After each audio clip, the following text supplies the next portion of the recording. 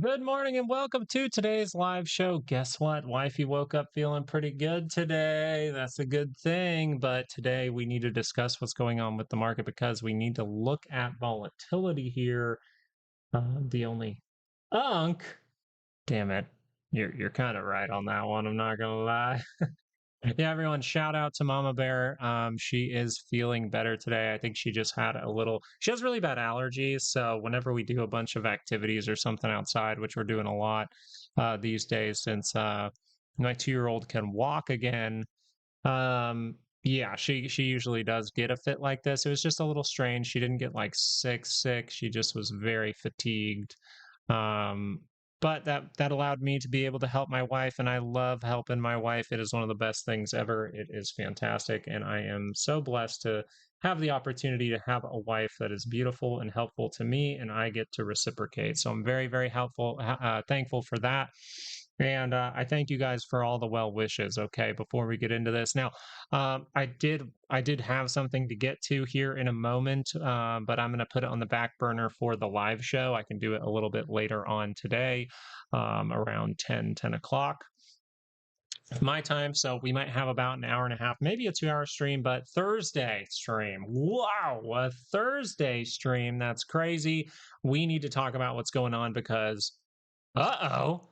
Remember this, okay? We got to remember this. The fact that the Qs did confirm that 30-minute, right? They confirmed that 30-minute, and then we have a potential failure going on here. You saw this little thing here. I'm sorry that I had to make such a quick update, and I know you might have heard like Bluey or something in the background. I can't remember what was on, but you might have heard some kind of TV show in the background just to create some noise for baby girl who is laying on the floor. So it's been a really, really weird week, but for us in the stock market, it's been an interesting week because we really think a decision, at least me personally, I really thought a decision would be made this week, and we still have a couple sessions left. So we'll see if that decision is made right now.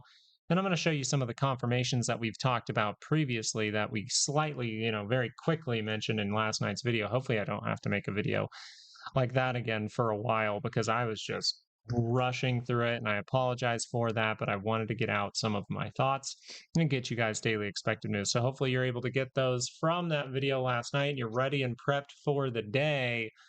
But we see here that the Qs might be canceling out the signal that was confirmed at the end of yesterday with a nice about 5.5 point move to the downside. We see that we're almost to the daily expected move already. And there's something very critical that we talked about as far as risk goes very briefly yesterday. But there's something that we also talked about during the live show. There's something that we've been mentioning this entire time, and that is volatility. Not necessarily on the 30-minute chart because that was violated. There was no real divergence created over here, and it's not even oversold or anything like that. I know it's a reading, but remember this, the important chart here is the 2-hour chart.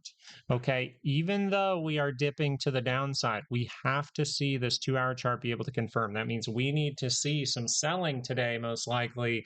We need to see this VIX start to pump if we are going to start to say that the weekly correction is the most probable thing.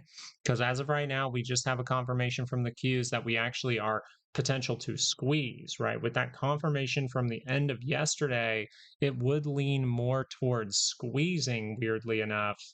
But this volatility signal can ruin all of that. And you're seeing that happen in real time. This is why, if you watched the video yesterday, you saw me kind of mention on the SPY, or I think it was on the Qs, that we're still pretty bottled up here, right? We're still getting tight. We have not seen the big, medium, smaller, tiny, tinier. We did not see us get the big move yet, right? We are still piled up in this area. We are going to see if it's breaking to the upside or breaking down. But as of right now, if we are going to break down, then we can pay attention to a very simple chart, and that would be volatility on the 2-hour. If this confirms on the 2-hour, we would need this to go wrong, or else this signal holding would say that weekly correction is very much so on the table. Now, I want to explain why the weekly correction is on the table because we are seeing potential higher low if this is able to confirm.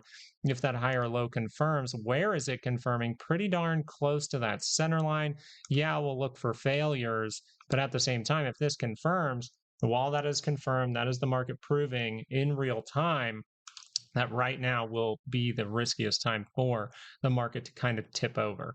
Why would the market tip over? Because this is a signal we look for. We look for those 2-hour higher lows. We look for 2-hour divergences to suggest when the daily chart is probable to turn to the upside. And remember that we've been showing off this futures for a reason. We have been showing off this futures for a reason. It looks like we're trying to confirm that even right now on the daily scale.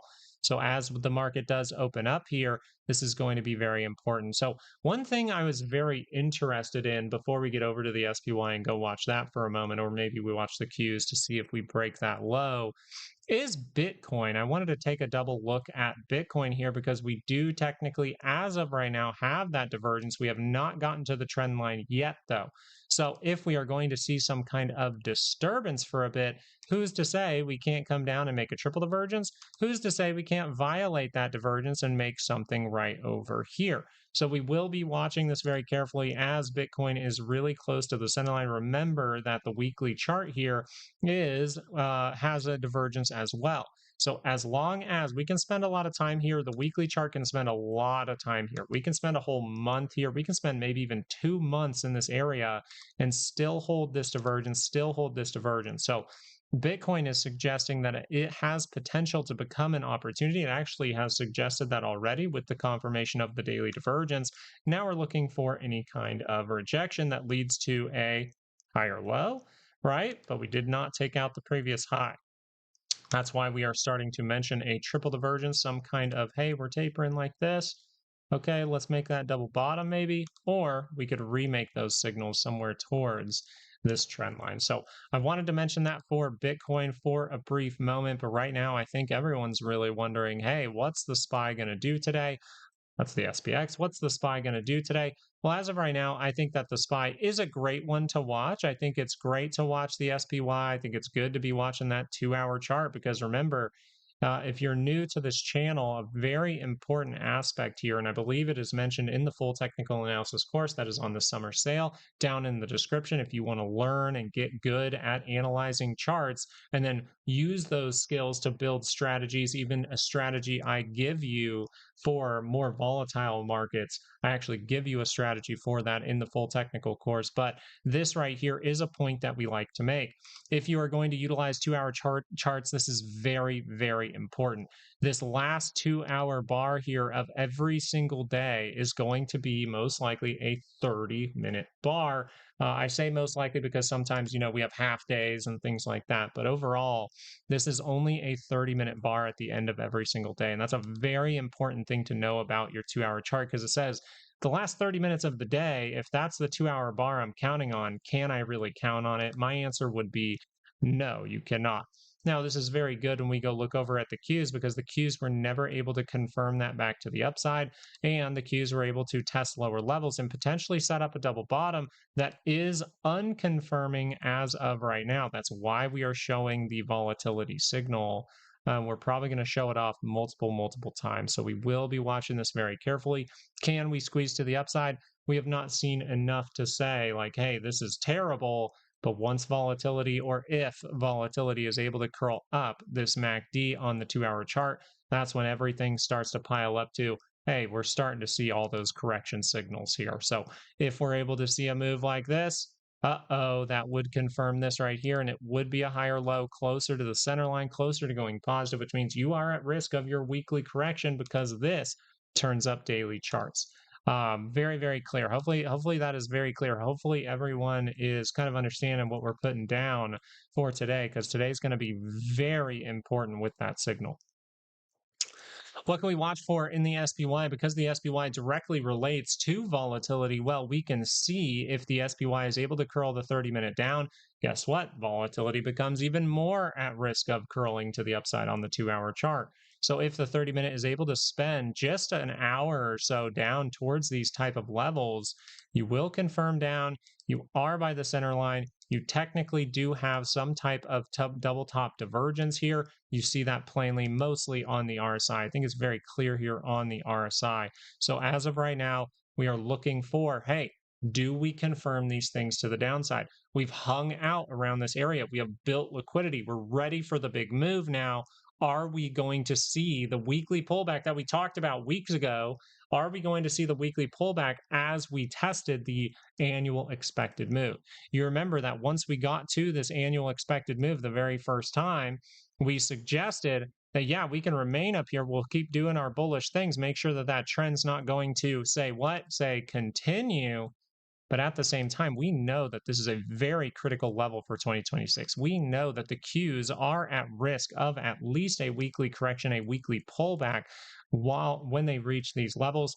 And who hinted that the best? IWM. IWM did hint that the best as of right now. We'll see if IWM is able to violate that with some kind of daily curl up while it is positive, and it looks like it's going to try today. So there's a lot to keep your eye on. You're kind of at the tightest point that you want to be able to see a big move in the next couple of sessions. So I think a big move is coming. Is it bad? As of right now, heading to the downside today and seeing that volatility signal confirmed to the upside would be a bad thing. But what if early on this morning during this live stream, we actually just see a wick up and we don't even see anything bad? What if this 30-minute is able to, yeah, we see a negative bar here, it comes down, tags that daily, and turns right back around? We always have to be trading like water. That's why we say it on this channel all the time. Always be paying attention how you can get screwed. If you are someone who wants to take volatility calls, I love playing volatility. It's one of my favorite things to do is play volatility during signals like this. So I'm going to watch for that volatility signal to confirm, and then I might be targeting something to the downside, maybe a monthly expected move by the end of the month. As we only have about 2 weeks to the end of the month, though, I most likely will spread that out to about 4 weeks. And guess what? I will have a plan for if that goes wrong, because I will mitigate risk if something goes wrong every single time. Thank you guys so much for joining this morning. Really appreciate you being here. I hope you were able to catch a lot of our early breakdown. If not, we'll probably talk about things more and more. We will continue to keep an eye on the volatility signal. We will continue to keep an eye on the Qs and the SPY to see if those things start to pile up, that correction becomes more probable than some kind of squeeze. But as of right now, with the Qs, we have to see how this 30-minute bar does perform over the next few minutes here, over the next 22 minutes, that is, to see if this 30-minute is going to confirm down. And then we need to see on volatility on the 2-hour chart, hey, are we going to see this confirm up in the next 2 hours? That's going to be the two things to really watch for today. Hope you guys are having a good morning. I hope you guys slept well. I hope you aren't getting any kind of sickness. I hear something about produce and stuff. We were worried that maybe like we didn't wash things properly or something like that, because apparently there's some pesticide thing. I don't know what it is, but everyone's pooing their pants across this country. I don't know what happened. My wife does. I don't know, but she was nervous. She had that for a second, and then she was like, it's just allergies. We're good. Liquidity grab ahead of earnings. I will agree with you that we could see a liquidity grab here, but I think we've built liquidity, right? Like, we've built in this area. If you kind of take, let's do it this way. Now, this isn't a fib to mark off really anything. This is just to display where the 50% area is.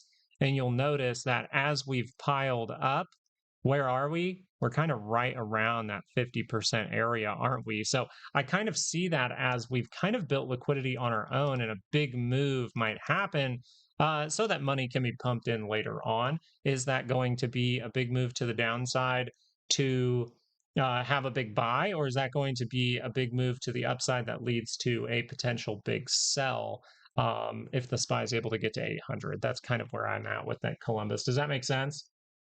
They're buying here and we were buying yesterday. Okay, yeah. So you're saying the Q signal even though it's failing now, you suggest that by the end of the day, it's going to reconfirm. It's pretty much how we're going to put it. I think that's the best way to put it.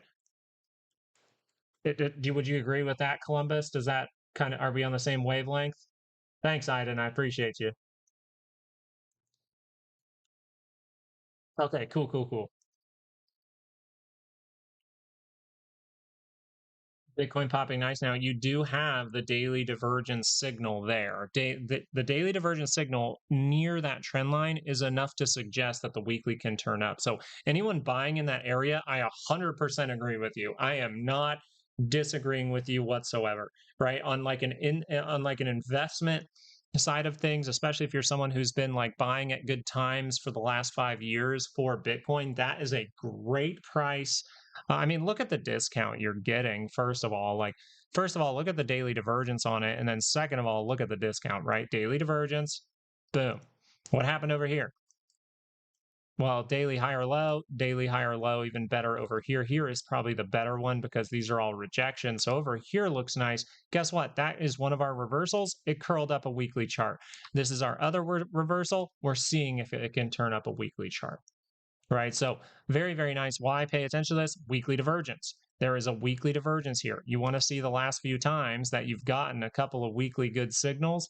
The actual last times were right here with a weekly higher low in positive territory, weekly higher low in positive territory, weekly higher low in positive territory. Very, very nice. But down here, if you notice, there is a weekly rejection divergence here that is very, very good.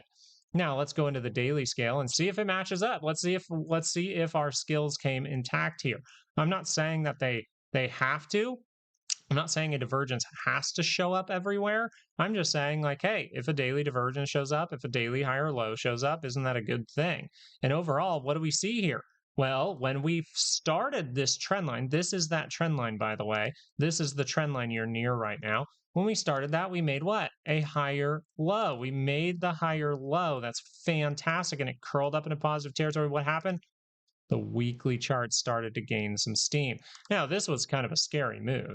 That's a pretty scary move right there. I'm not going to lie to you. That is a risky move.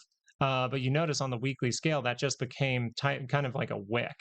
So kind of like a wick here. Very, very nice for that. But overall, the opportunities here did show on the daily chart right in here to be a part of this entire weekly move, at least from about 20K, we'll say 19.5. That's almost, what is that? About 35%, 40%, something like that. 55 if you go to the highs, 55. I don't know. How's that 55 though? I guess 50, 10,000, 30, 19. Yeah, that makes sense. 55. My math was terrible there. But the other thing we want to consider is just like, hey, someone bought this up here. A lot of people bought this up here. A ton of people bought this up here, actually. But what's your discount right now? 50%. That is a great discount. If you went and what's something people really, really like? Let's say there was a cell phone, let's say there was a smartphone, and it was absolutely considered the best smartphone out there, but it cost $3,000. You're like, whoa. And you see all these people buying it because they're like, I don't care. It's the best phone ever. I'm going to use it for 5 years. I'm going to use it for 10 years. $3,000 makes sense. If I kind of equate that monthly, like each month I use it, it's kind of like this much a month. Like you can convince yourself, right? But if you're just the person that goes, that's a little too expensive, maybe I'm not going to buy into this hype. Maybe it's not as good as it could be. Maybe it's not going to be the best cell phone. Maybe it's not going to be the best smartphone. Or maybe this is kind of like a hype train and it'll be cheaper later. Maybe there'll be a Christmas sale. There's tons of stuff, right? Pretty much, if the best smartphone in the world came out and everyone bought it, and then a few months later you saw it for 50% off, would you consider buying it? That's kind of how I look at things with Bitcoin, at least. Been watching the videos, and that's what's up.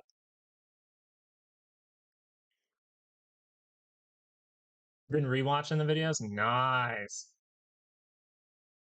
I went long at 63,800. Had to be up early to catch that dip. The dip you're looking for here is most likely a 4-hour or a 2-hour chart, right? Most likely I'm going to look at 4-hour first. Guess what? If this 4-hour dips, Let's see if we have any reversals here. Is that enough? That's probably enough to say those conditions might have been worked out. Let's just see this RSI. Yeah, they've been worked out. So very, very likely that these buyers in here are serious. Look at the kind of gap in here that those buyers want to tap into. Now you can spend some time in here and then curl to the upside. So let's look at the 2-hour chart. 2-hour chart's positive. So I'm not seeing I'm really not seeing it as that bad right now. I'm really not. There's strong buyers, 2-hour dips down, 2-hour continues the trend. I'm really not seeing anything bad here. Notice for Bitcoin, by the way, since it trades all the time, I use 2-hour, 4-hour, and daily charts solely here, just so you are aware. Very nice from Bitcoin. I don't mind this. Am I going to buy it while it's curled down? No. Would I buy it if it curled up? Potentially, yes. Right? Then I have more of a decision to be made. Then I have to consider how much do I want to risk. Then I have to consider all the things that I can control. Very nice. I don't mind that at all. SMH really dropping off a cliff here for a moment, really starting to gain some steam to the downside. We'll see if that's able to take place for the 2-hour chart. 30-minute. Yeah, this is still a little far from the center line. Some divergence there on the MACD, not on the RSI at the same time. So maybe we'll make it on the MACD very briefly. We'll have to see. Let's look at that SMH. Remember that this thing can see a pretty good drop from here, I believe. 568. 568, a little bit lower. We can tap into that 568 level. You fail here, you start to look for 568. Oh, we catch ourselves. Oh, we failed there. 568 again. And I would say that this, with the state of the market, I want things at the same time. We're at annual expected move, guys. Make sure that you're really focusing on 5 reasons to take a trade. I know it's crazy, but actually the one that gives you more than 5 reasons to take a trade is going to be volatility if that's able to confirm. Very nice. Okay, now we'll see. Do we tap into there? Let's do Qs. Do we tap into there? Notice that the Qs went deeper, so the SPY could get there. Let's see. Do we keep kind of some stuff intact here? Because you don't want to be breaking that. That's your previous low on the RSI. You've broken it with price. You've broken it with MACD. So this is looking like volatility really wants to this is looking like volatility wants to confirm that signal, but we have an hour and a half to wait. Patience, patience, patience.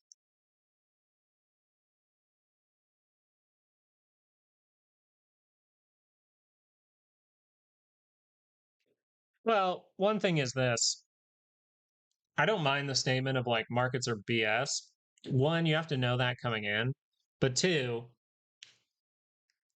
like, what's the best way to put this? You have to understand that it's not the market that is beating you up. Like you have to think a little bit past that. I know this is probably a redundant, a stupid point, but you have to think a little bit past that. And in order to, I think, trade like like for a long period of time, because this game is slightly rigged, slightly, slightly, 2008. Okay. Um, I would really equate this to the people that control the market are BS, right? Human beings control this, right? And big money controls it more than small money. Like potentially, if every single person in this chat owned, say, Apple stock, and we all sold every share that we own of Apple all at the same time, you might see a little tiny red bar come in for like a tiny, like 30-minute bar. But overall, whatever's going to happen with that stock is dictated by the big money players. Whatever happens with anything in the market, pretty much, is dictated by the 10%. Why do you think they are so mad when these, when small, like this is, I'm not trying to get into this topic really, but I just want to finish with this. Why do you think that everyone gets pissed off out there everyone on TV giving you info, everyone on financial media, everyone that has a bunch of money gets really, really pissed when a tiny $2 stock gets bought up by a huge crowd of people that's bigger than, say, 100 people in our chat, right? A big crowd of people buy a stock and it causes some kind of short squeeze. Why do you think that pisses them off? Because those are the instances they cannot control anymore. They are in control. Probably, you want to just equate it. You would say they're in control probably like 90% of the time, maybe more. Probably, I think now it's 93. So at least probably 95% of the time, they are completely in control of what happens. Well, exactly. And if you want to talk about you want to get into it, why are companies allowed to buy their own stock? I know reinvestment in the company and things like that, but reinvest with R&D, reinvest with new products, reinvest with bettering current products, you know, reinvest with going into different markets. I do not like that companies can buy their own stock. It's just a scheme. It's just a pumping scheme. It's just a little bit more. I would say like not as in your face, but I do think that a lot of markets can easily equate to like those pump and dump schemes with like shit coins. Sorry for cursing, guys, but I genuinely believe that. I mean, and it's fine if we disagree because it doesn't matter. Nothing matters if we disagree about that statement. I'm just saying, like, they do it to Tesla every single month. Every single month, they do it to Tesla. Cursed. I really try not to. For God and family, I don't want a potty mouth. I had a very bad potty mouth for a long time. Still do, to be honest with you. Just depends on what I'm doing. PCC really growing here, really going up fast, which makes sense. Look at the 2 hour now. Uh-oh, that's a green on the histogram. Just be careful, all right? Rotate into Lulu. Lululemon. Bro, I'm not gonna lie. I roast my buddies who wear Lululemon pants. I'm like, bro, just go buy some Reebok pants. They're like $15. They're the exact same material. It's just they don't have that little symbol. Silver? Yeah, let's do silver. Let's do some SLV or something like that, all right? I actually had a company try to sponsor me last night. They want me to pump some gold trading platform to you guys, and I respectfully ignored the email like I always do. I still get about 3 of those a week. 3 random shout out our stock. We'll pay you $500 to $1,000 per video, and I'm like, no, I'm good. You guys don't need that stuff. See what I mean? We give you things that are helpful. If I actually genuinely try out something and I think it benefits my trading, that's when I will show it to you. Does that make sense?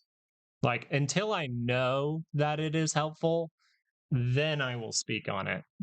Very, very clear with that. This is a bad failure here for silver. I probably need to look at silver futures. I probably need to take a look at gold too.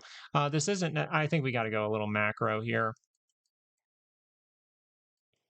Okay, so a very good thing to do with silver and gold is look at macro a lot of the time. Now, we do put out GLD weekly ranges, monthly ranges, and you can utilize 2 hour charts a lot of the time. You can utilize 30 minutes, but sometimes you see a lot of gaps.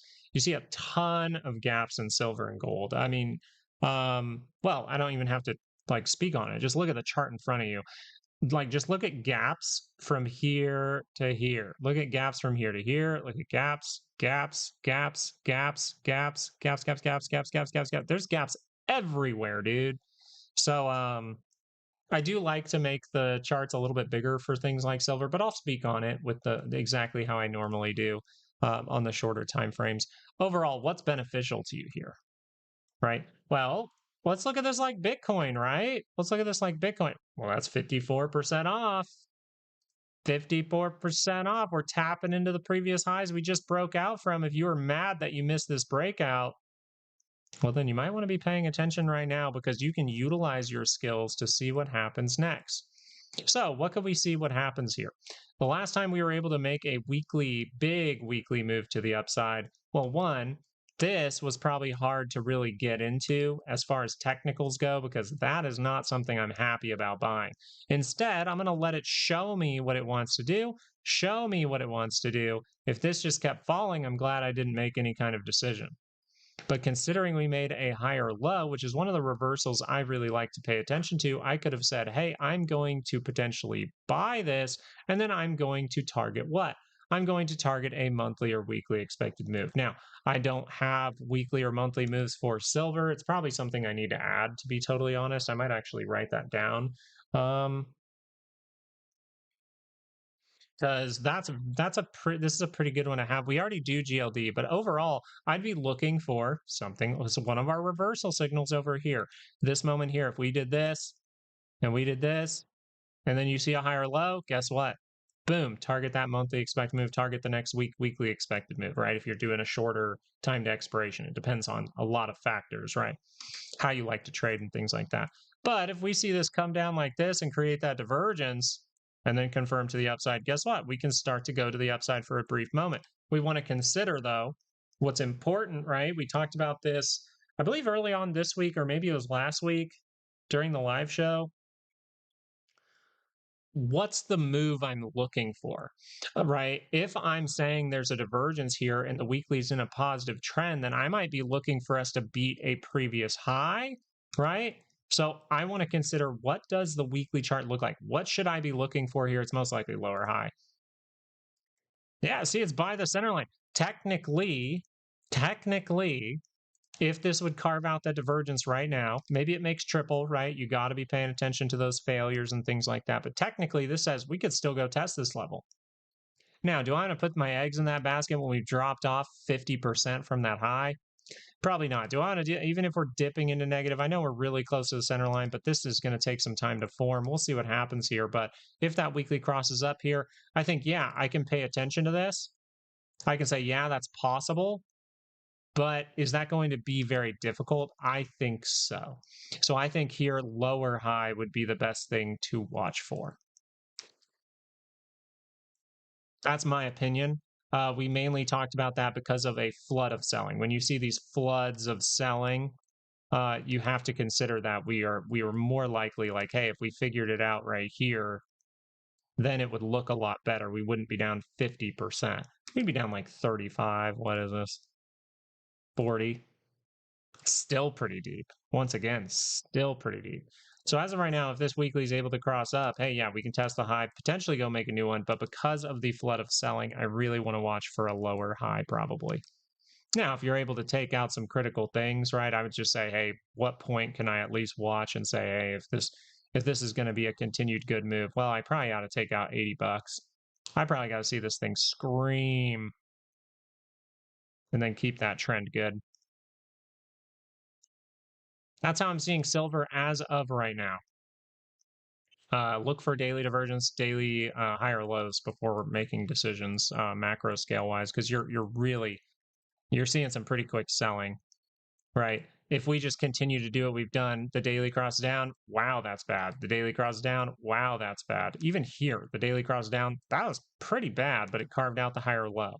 Over here, daily cross is down, wow, that's bad. Over here, daily cross is down. Could that not be bad again? So I really want to be patient. I really want to wait for confirmation, and maybe it's more of an investment type of style here because there's so many gaps in silver. So you never want to be too vulnerable to a big gap down randomly. It seems that 30 bar might post in about 2 minutes. We will see here for the Qs. We're going to do the Qs. All right. Goldman, yeah. Goldman, one thing I want to look at before Goldman, and I will look at Goldman, but one thing I wanted to consider was JP Morgan. Remember, JP Morgan starting to make some daily divergence here, kind of saying, yeah, we're going to go to the upside. But if that daily confirms down, that's a bad thing. The 2-hour chart here was able to squeeze to the upside, so it's very likely that we could just see like a kind of a wonky 2-hour pullback. But if this would continue, right, obviously that would be worse. If you can remain in here and then cross down and curl back up, right, we kind of stutter step out here and then we head to the upside, that makes sense. But if you just see it flood again, you got to be cautious with JP Morgan. That daily signal is there suggesting what? A weekly can turn down. Now, what's the problem with the weekly for JP Morgan? If this point, technically, if this point curls down, you are still kind of, you really would like to violate these things. It is a little bit spread out over here. That's one. So it is a tricky signal. I don't think it's worth like, hey, yeah, this is definitely going to tear down. It's not very clear. But the other thing I would consider is if this isn't clear, and this is actually the first move, kind of, you know, someone mentioned Elliott Wave. If this is like a first move, then you're very likely to see a second. So the daily chart here is something you still want to consider for both sides. The reason for that is, unfortunately for JP Morgan, this signal is taking place where? It's taking place way up here. So even if you pull down, down, down very fast, actually, by the end of the month, you see a drawdown for 14 days straight or whatever, like probably 10 sessions straight, and you just confirm to the upside and you don't lose too much of price, you just curl up. So it's kind of a an interesting game here for JP Morgan. Let's see how Goldman looks with this. Notice that there is a huge difference in the daily chart here. Now, once again, if we have violated this first divergence point, this is going to be multiple point, which immediately makes it more complex. It immediately makes it a little bit more difficult to make a decision. But if you have good risk management practices, right, this is where risk management can help you, and you can take any signal really if you have good risk management practices. If you're always aware that the market can screw you over and you have a plan for if something goes wrong, you can always do something with this. This daily divergence looks more intact on the MACD. If this were to cross down, you are much closer to the center line. You are much more significant. The only thing making this complex is the RSI. So very, very nice there. Let's see, what do we expect if we get some kind of big reversal here, right? Before we talk about this gap and potential upside, we're going to talk about both sides. Well, if we look at this, we would go, oh, there is weekly divergence. It's happening a little bit far away from the center line. So I am probably just expecting a move to get to that center line, which means I probably am expecting kind of a retest of a critical level in here. Maybe I create that little box, right? And I say, okay, if we kind of pull down into here, that would be a pretty good thing for us to continue. If we kind of break through that, though, then we start to kind of dabble with more and more downside with the reversal signal. So let's talk about the other direction, though. The daily chart just confirmed to the upside, and it's wonky. It violated divergence. So what do we pay attention to? We look at the move. We see if we can continue. So for Goldman Sachs here, we see that the 2-hour chart is in an extremely positive trend. So how probable is it that we're just going to crash down that daily chart right now? From the information that we have on the chart in front of us here, I wouldn't say that's very probable. We don't see 2-hour lower high. We don't see 2-hour divergence of some sort. We really don't, right? So that's very, very good to see. If we consider that this was a negative move, it might have been worked out, and then we blow up this RSI, you'll notice that we failed to take out this level right here. So it's still held intact. Do I think it's the best signal over here to take? I think this signal was decent because of the significance of that RSI. Look at that. And then you just go, oh, look at this. Boop, boop, boop. 1, 2, 3, probably 1, 2, 3, 4, 5, right? But either way, you're just like, this might be the first leg I played, and then I mitigate risk. And what happened here? Did you get a hint here that the 2-hour was going to attempt to come back? And is that in a spot where we can go positive? The bullish ones, bullish trades, especially on something that's like Goldman Sachs. You want to talk about a rigged stock, probably. You want to talk about a stock that just gets pumped slowly, not over a day, but over years and years to make people plenty of money, but you just don't notice it as much. It's going to be something like Goldman Sachs. Goldman Sachs here, if you look down in here, you had a hint. It's on the 30-minute chart.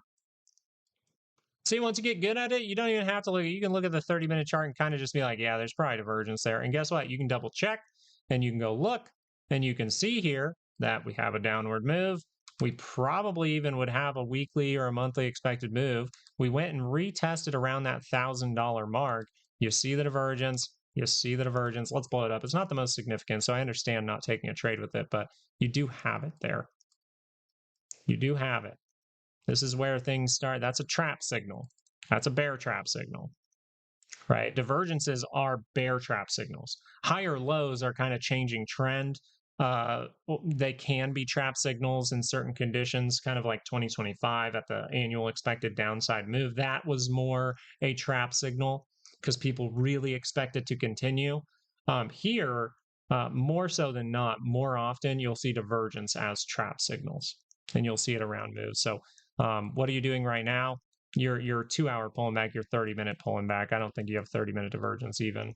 You probably have it on the RSI, but you don't have it on the MACD. So all that has to happen here to continue is 30-minute curls up. Oh, 30-minute wants to correct even further. Okay, 2-hour then curls up later. It's still in a very positive trend. When does it become risky? When the daily chart crosses down, and we don't see signals that suggest that's happening, at least in the very, very near future, meaning like the next couple of sessions.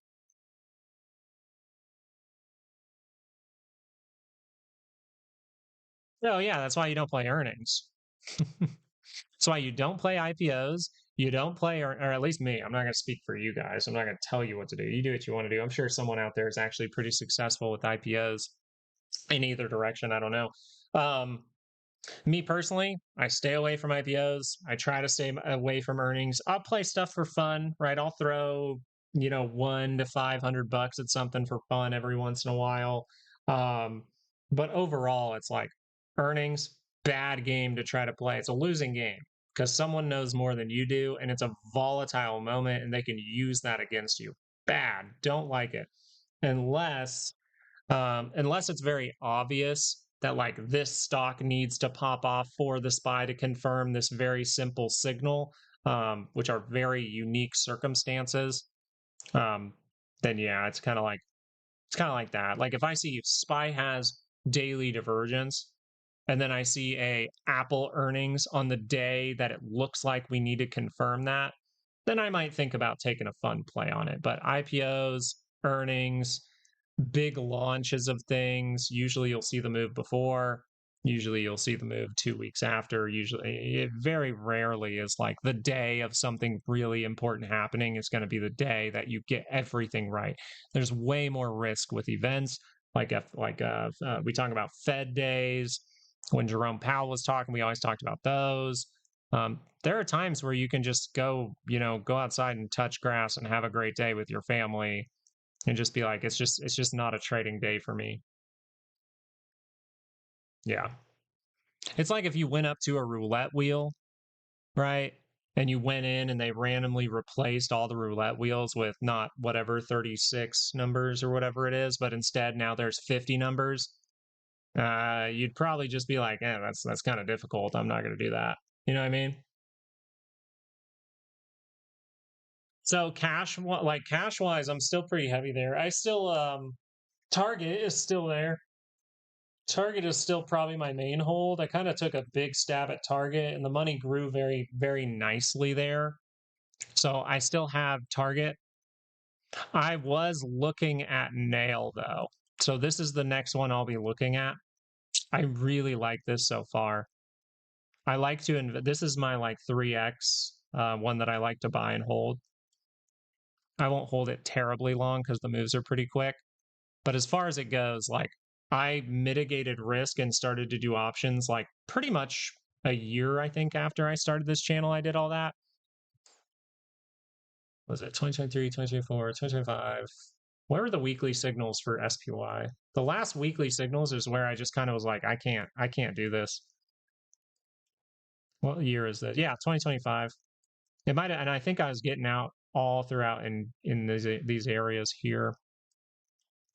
I'm kind of kicking myself for that. I don't make perfect decisions all the time. Obviously, I did not make a great decision.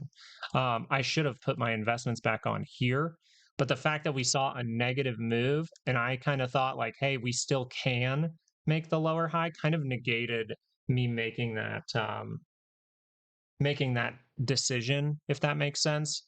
Um, So it's kind of like, hey, I'm heavy in cash. I went heavy in cash over here with the same signals, and it really benefited me. And then I went heavy in cash over here, and I actually went lighter into this move as well. Yeah, I went lighter into all of this as well. So I didn't apply like everything I made up to this point. I did not reapply here. I did not reapply with the divergence. Right. But normally I'm looking at stocks that have similar reversal signals on my list. So if you're interested in things that I like to invest in, most of those are going to be in blue. You can see here that nail is in blue. I don't know why Target's in yellow, actually. Thanks for changing that for me. Because yellow are kind of like, hey, this is risky, but you might be able to take an option play. And JP Morgan, I don't like to, I just haven't played JP Morgan a ton, to be honest. JP Morgan's just one that I mainly watch.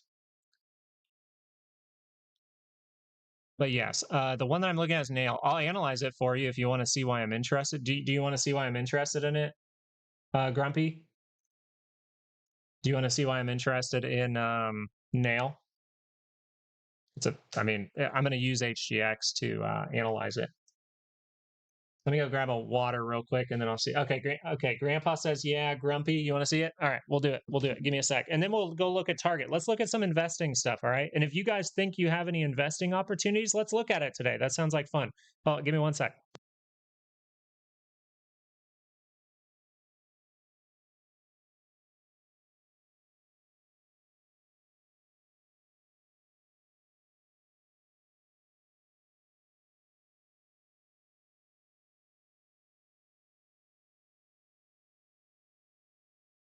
Okay, cool. So don't shout out any tickers yet for investment. I think Bitcoin.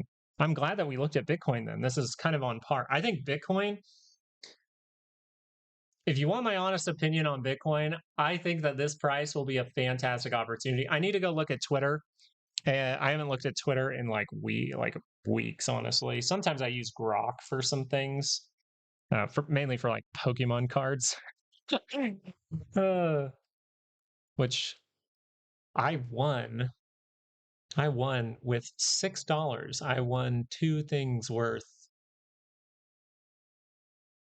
I think $100 and then $80. So I think it's like $180 for $6. And I was like, I'm not, I'm not spending anything on Pokemon. That's the most luck I'm ever going to have. I'm not spending anything on that until my birthday.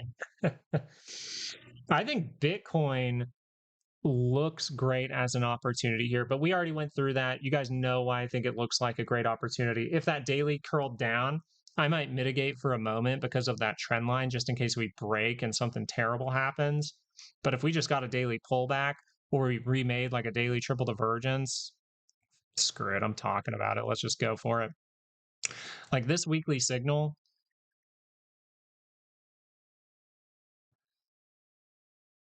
you guys might make me make a decision on this like today. You genuinely might, because I didn't buy off of this. I really wanted to get deeper. And to be fair and transparent here with Bitcoin and why I didn't get into this signal, I wasn't paying attention to it. I am terrible at setting freaking alerts, man. Okay. I forget about stuff. That's why, like, you heard me talk about Target over and over and over again for like 3 weeks. And then we talked about it again like a couple weeks later. Yeah, I need to, I really need to do that. I really need to be doing that. Okay. Bitcoin looks nice. Can we fail this signal? Can we get a daily pullback? Can we get a daily triple divergence? Yes. But man, that weekly chart just looks nice. And you most likely will not get another signal like this on the weekly scale. If this confirms and you see a big boom, you won't see another weekly signal like that, like to the downside for a good opportunity just to buy the damn thing. You probably won't get another opportunity to see a signal that good on Bitcoin for, well, let's kind of go look. Let's look how much time has passed since this, what, oh, I'm sorry. Yeah, weekly signal. So if you're going on weeklies, you'd go here. for about, what is that, three years. So you might not see, just under 3 years, you might not see a signal like this again for 3 years. So that's why I'm really going to keep an eye on it now. That's why I brought it up this morning. But I did miss the daily entry. Okay.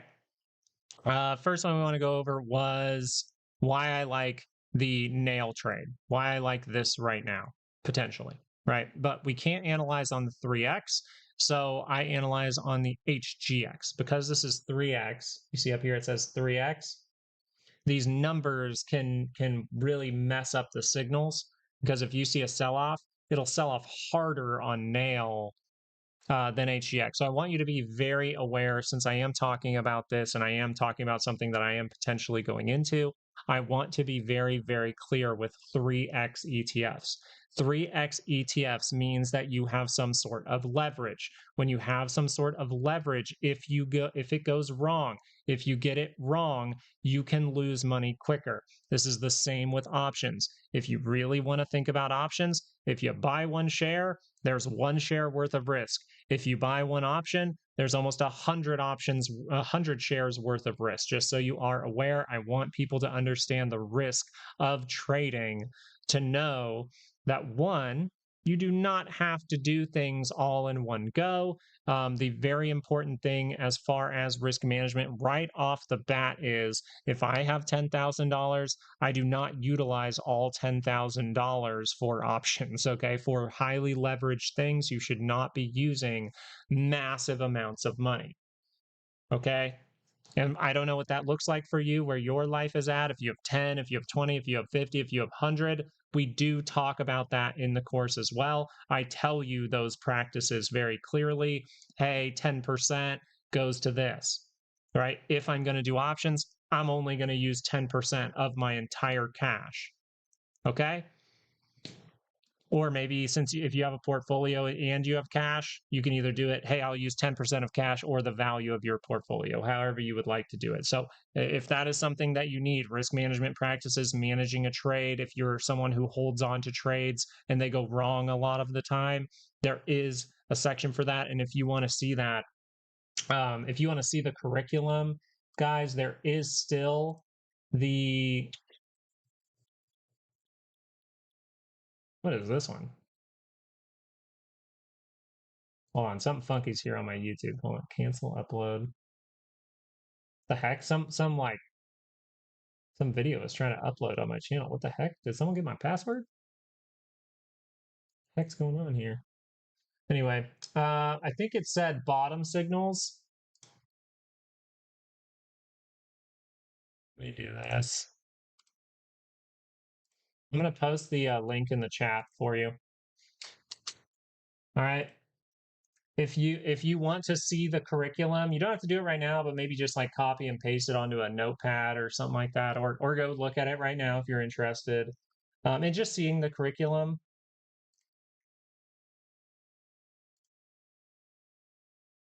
If I can ever navigate this thing, I don't know why I'm acting like my grandma on a computer.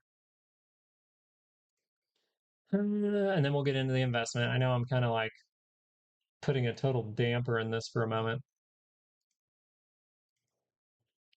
Okay. So that video right there. So I am a grandma. So if you go check that out, the full curriculum is shown off in there. I went over it, just like scrolled through it pretty quick. So if you kind of look through there, you'll see like how to not get screwed, management of trades, that kind of thing, risk management, things like that. But you'll see plenty of other stuff too if you want to check it out. All right. I didn't like my own video? What am I doing? No, I'm just kidding. No. All right, let's get into this. All right, HGX. HGX is what I'm going to utilize here. Notice that it looks different, okay? Nail looks a little bit lower. The weekly scale here did create some type of divergence here on the RSI, probably more so a daily divergence than anything, or a daily, what would you say here? Daily closer to the center line, still potentially a divergence point, but did we work that out? So is this the real opportunity? So as of right now, how we would look at this, why this seems to be a decent opportunity, is because overall, we have not seen a major disruption, and I've been looking for this move for a little bit of time. And as we did break through this high, we have never revisited these lows. And I think that's very, very important. So you notice that as we get to that high again, we break it once, twice, 3 times. So when I look at the weekly chart, it's trying to go positive. So if I can see a definitive daily higher low here, this is potentially an opportunity for us to go to the upside. Now, do I want to buy HGX? So very, very simply here, if this positive trend would like to continue and potentially squeeze through all of these points that beat out this high and finally go test these areas up in here, if that wants to happen, then the daily chart curls to the upside. That's what has to happen first. Now, what is the mitigation for risk? When do we say that this is risky? If we go make a divergence, if we curl this up, fail it. If we never curl it up, then there's no trade. So very simply, this is good. On the daily scale, the weekly is trying to get a good positive move here. Now, I want to consider this with HGX, but the reason that I really like Nail is because it is 3x. And so with all that sideways price action, right? All that sideways price action where we scream, notice we did not beat out the high, screamed higher. This is a big move, by the way, I think, like from the absolute bottom to top. That's a big move. Look at that. That's why I like doing it. Now, once again, position size and things like that. This is 3x leverage, okay? The weekly chart is still far from the center line on this chart, but you notice we're positive on HGX. So when we went sideways overall, right, HGX looks like boom, boom, boom, right? That's what this is what HGX looks like right now. Notice that we are significantly lower. Hold up. Oh, I think my dog ran into his gate or something. This is significantly lower, right? If we consider the difference between the charts. So this has more room to potentially boom with HGX, in my opinion. So that's why I'm looking at this. And if you wanted a couple of lines to pay attention to, it's very simple. This is cheap right now. This is cheaper than going into HGX, weirdly enough, and more growth potential as far as a percentage gain goes for me. Here we go. 1840 is a level that I pay attention to, and pretty much $5, but 491 is what I have marked off. 491 is kind of my like, hey, just buy the thing because of what happened over here, right? And then over here, you'll see that 1890 is a much more tagged type of level. And around 1890, you actually can see decent reversal signals, weekly divergence, rejection there. Over here, you kind of see like, oh, little divergence on the daily there, higher low off 1890. So these are just levels that I watch. But overall, this is just a plain and simple like, hey, HGX is going into a positive trend. If we're going to see a big move, it might be now. And guess what? Nail, the people who bought it up here, with those divergences, by the way, just so you're aware, those weekly divergences, the people that bought it up there, well, I'm getting a 75% off discount, you know, when I think about it that way. But still, I'm going to say one more time, 3x leveraged, okay? So options would be like 300x leverage, one option. All right, let's look at Target. Now, why were we talking about Target? So we started to talk about Target when it was dropping in here. Then we talked about the daily reversal signals. So that was my first. And then people said, are you selling it? Are you selling it? I said no, because I had a lot of confidence in this. Was that the best decision? It's proven to be a good decision now. Could that have been a bad decision? Easily, yes. Did I mitigate some risk when we rejected from the center here? Yes. Did I reapply money when we curled up on the daily chart here? Or I'm sorry, over here? Yes. So I'm looking for us to break through and get a good breakout of this zone now. That's what I'm looking for, right? But overall, and even if we weekly pulled back, I'd probably hold on to this, genuinely. I probably would still hold on to this and just make my little dividend money too. I love the dividends that are coming in. So as of right now, we remember that the daily divergence popped up a little bit lower, and that created the weekly divergence in a buy zone for me. Weekly divergence, daily divergence, all at the same time, all on the MACD and R side. This is like the most beautiful play that we could see. The only thing that made it slightly complex, if I'm being 100% honest with you, yeah, the only time that it became complex was this big move right here. It went a little bit higher than I expected. I expected us to kind of dry run up to about 95 and then drop off. The fact that we got a few days more push did push you well positive here. And the fact that you went well positive means can I really trust this divergence? I ended up trusting it anyway. I even shouted it out in some videos on YouTube during live shows and things like that. Actually, I don't think we did live show in November. I think that's when we stopped. So I believe it was in a YouTube video. So then you see this kind of confirm, and I just went, okay, well, we are significantly closer to the center line. So I'm going to give it a go. And then boom, to the upside, we start to climb. Did I let these daily divergences really shake me out? No. No, I was always trying to get to, and I was very clear about it. About 135 was my target. But when we rejected off of this level, this is when I made the decision to take some off. But when I saw us able to carve out that higher low over here in positive territory, not necessarily higher low on the MACD, but higher low with price, boom to the upside, I'm ready to go again. So I'm holding on to this. I'm chilling on it. I really like target here. I am someone who does not I would say diversify the best, but I had a lot of reasons back here to go into target. I thought we were going into a time of risk.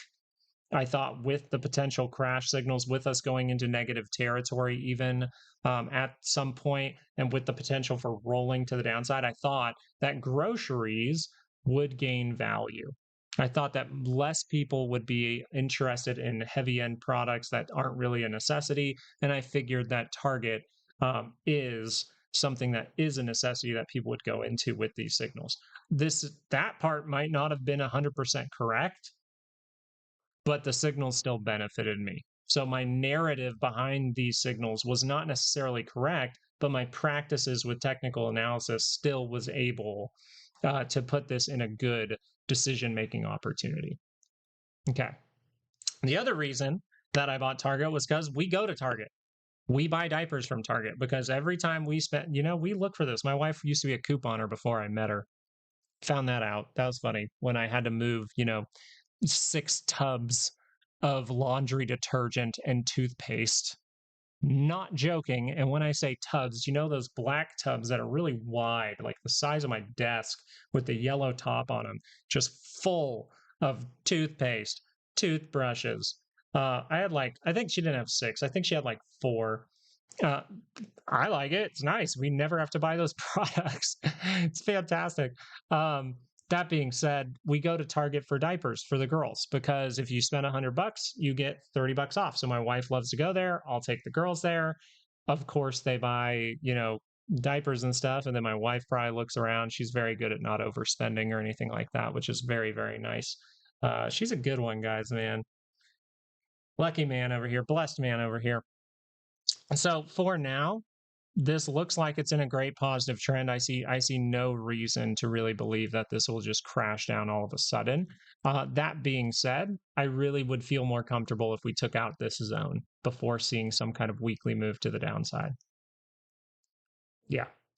So now you kind of get my full take on why these were good opportunities or why they potentially are good opportunities. Do I think that Target is a great opportunity to buy a bunch of now? Well, that's up for discussion because when I was looking at it, we were talking about this and I did it like 20 times. I was like, well, where's the last buy? 65% off. It's still a heavy percentage off, but does this look great, or would I rather see it break through, get a weekly pullback to feel good about that for the moment? And then you'd have to consider how long you're planning on holding on to it. So usually my plan when I am, taking some off and reapplying later is about 50%. So if I put, let's just say 10 to keep it easy. If I put 10 behind something and then it reaches my target and I see reversal signals, I'll take about 50% off. And then with that 50% off, if I see signals that can work it out for higher lows and say we're going to continue the trend, then I'll reapply that 50%. And usually you'll get a little bit of a discount if you're able to do that. So very, very nice. Picked up a couple of extra shares and then dividends, just reinvest That's what I'm planning.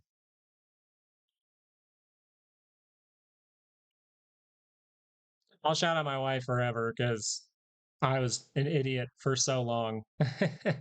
We're best friends.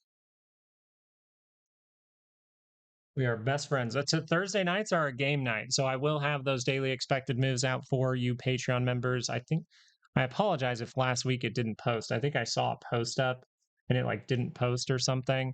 I had the screenshot and everything. I apologize for that. Um, I need to go look if that actually posted. I should have said sorry a lot sooner, honestly. But yeah, as far as tomorrow goes, it's already right on the tip of my mind. Wife's feeling good, so we will have those daily expected moves for Friday out for you, and we'll probably have a weekly update coming out tomorrow morning for Patreon members. It might be straight away in the morning based on what we see. You want to ask me? Yeah. Let's go. Sorry, I haven't. I've been looking at stuff on the left because someone asked about like what I'm holding and stuff like that. So I was looking at my other screen a little bit.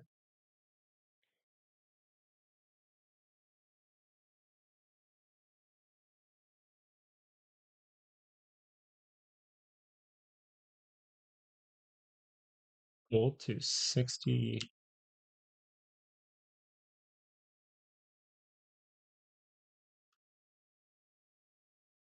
Why am I blanking on the gold futures ticker? Can someone help me out?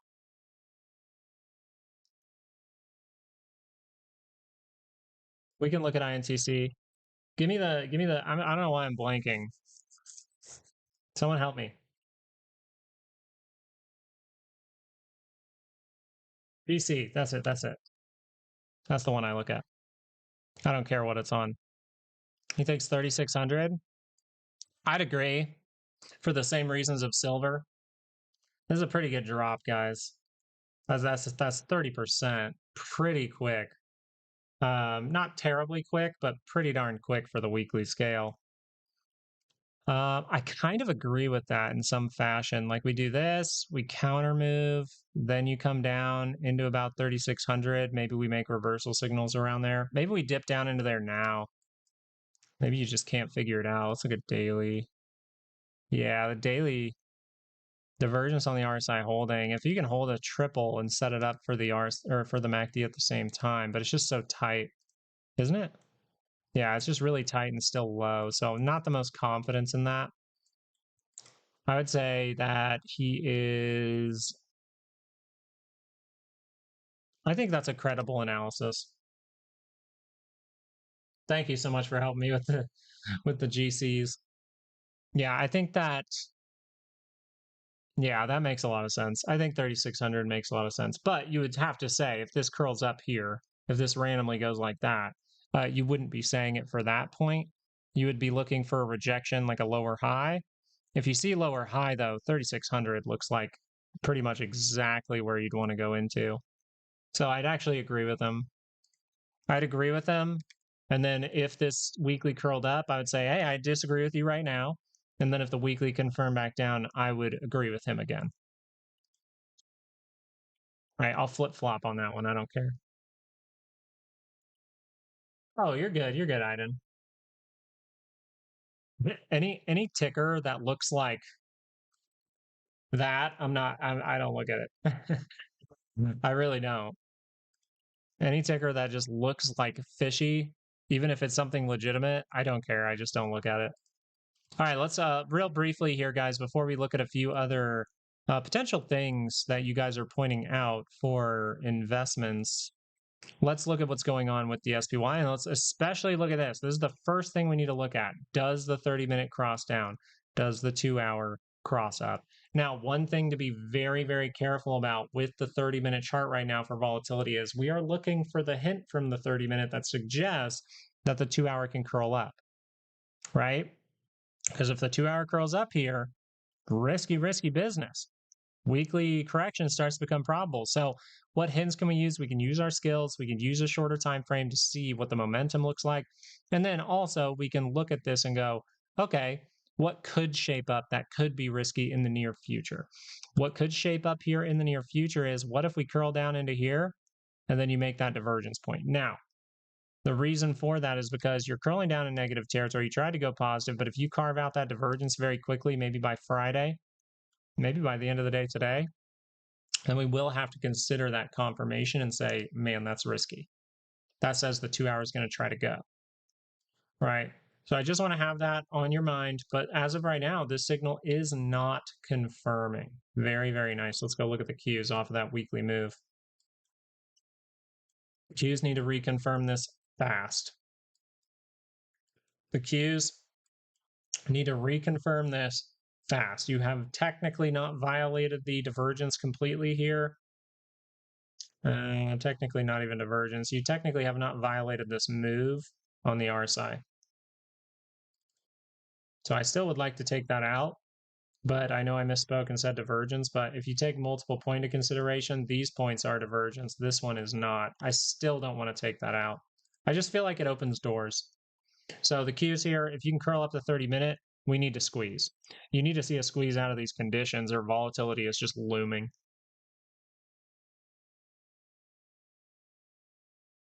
You need to learn from Chris. Chris is doing something right. Chris, are you only telling us the winners? No, I'm just playing with you, buddy.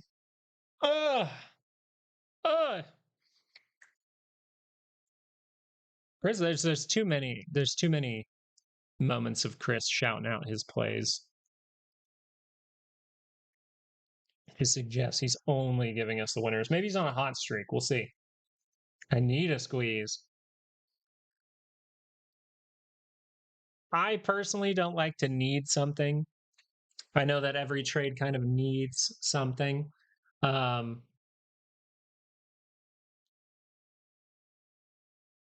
think.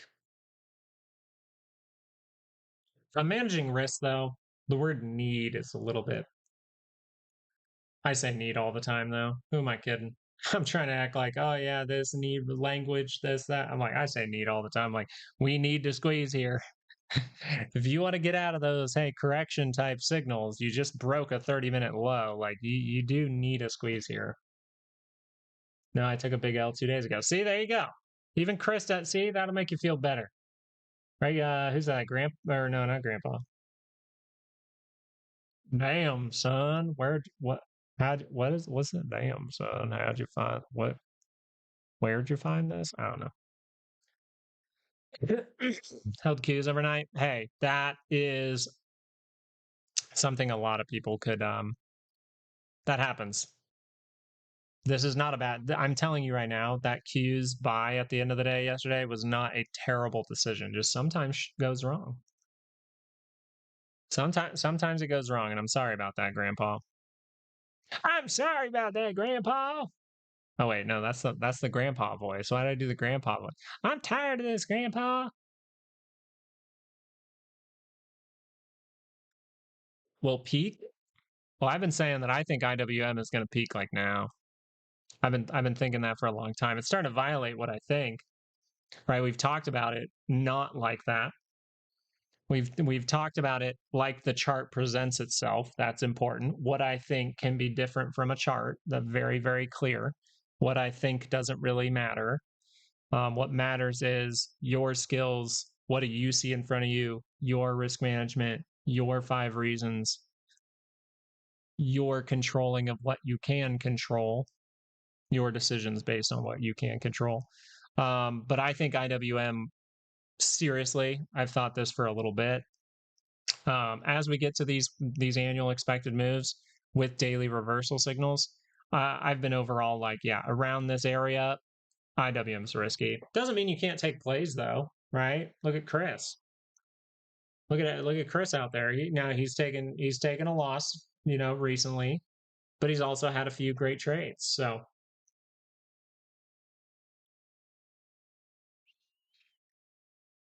Oh, little Gretty, what are you talking about? You're so silly. You're so silly, little Gretty. how's that? Was that good? Was that good enough for you? I need some opinions. I was expecting a huge ramp before it crashed. I was expecting the ramp here with that Q signal. That's why I'm not gonna sit there and be like, oh, Grandpa, you made a terrible decision, and therefore you need to watch my channel more or something. No, I like that's an occurrence that like you might hear me say that every once in a while, by the way. You might hear me say, like, hey, you need to learn because you are buying something, you are investing heavily in IWM at an annual expected move. You are piling in your $100,000 using 90 of that, 90% of that, $90,000 to invest at IWM at exactly the time where you're hitting the upward annual expected move. You might hear that from time to time. Hey, he asked for it. I'm going to try. Okay. I've got some popsicles for you. All right. We're done with that. All right. Let's look at a few other ones, though. Yeah. You might hear me say that from time to time, but the occurrence with the cues there, that is just unfortunate. That is just unfortunate. That is a good signal with good reasons that went wrong, and it happens. I don't like that I sound just like him. I don't like that. But maybe I have my Halloween costume for planned out already. All right, someone asked about Nike. I don't mind looking at Nike. Let's look at a few of these.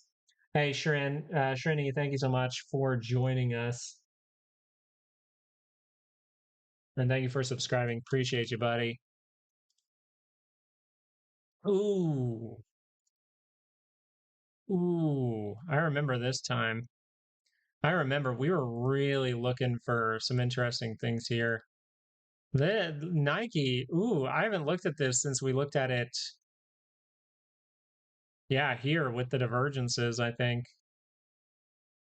We haven't looked at this in a long time. Well, it's not, a long time. You're probably more in a channel now. You notice because it's been a long time, you notice because they're red lines. Nike is not a stock that I trade. That Nike is not a stock that I invest in. Just full transparency there. The reason that I do not trade Nike stock is silly. The reason that I do not invest in Nike stock is silly. There's only two reasons. The two reasons are one of them's not silly to me, one of them is silly to me. All right. And the main reason is the silly reason, to be totally honest with you. Let's be 100%. One reason is like all the stuff with Nike and potential sweatshops, and then they mark their shoe up, and really it only costs them like $5-10 to make a shoe, and then they sell it for $180. I don't like that. That puts a bad taste in my mouth. That being said, the real reason, or the main reason, the real reason that I don't invest in Nike is because I like Adidas. I like Adidas. That does not mean, Aiden, that this can't be an opportunity for you, but let's see if it is an opportunity or presenting itself as an opportunity right now. Right now, you would say Nike, is it still a good brand? Are people still utilizing it? This, that? Yeah. Okay, then I can watch it.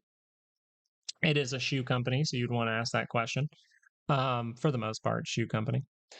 We see here that we actually got some weekly divergences that told you when this top was kind of looking a little toppy, right? Kind of looking a little toppy there. No, no, no, no, no. Kind of a little toppy there. And then 2022, we've never really recovered. We've only gone down. So for the weekly chart here, it really doesn't look like an opportunity.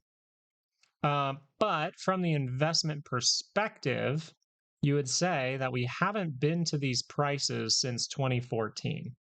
That's one. The other thing we would say is if you consider the discount from the worst buy to now is 75% off, almost 76. So if we see some good things in here, you're getting a good discount.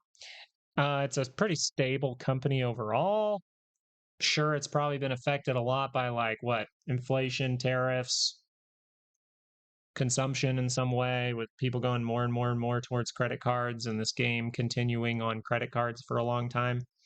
That being said, do we see an opportunity here?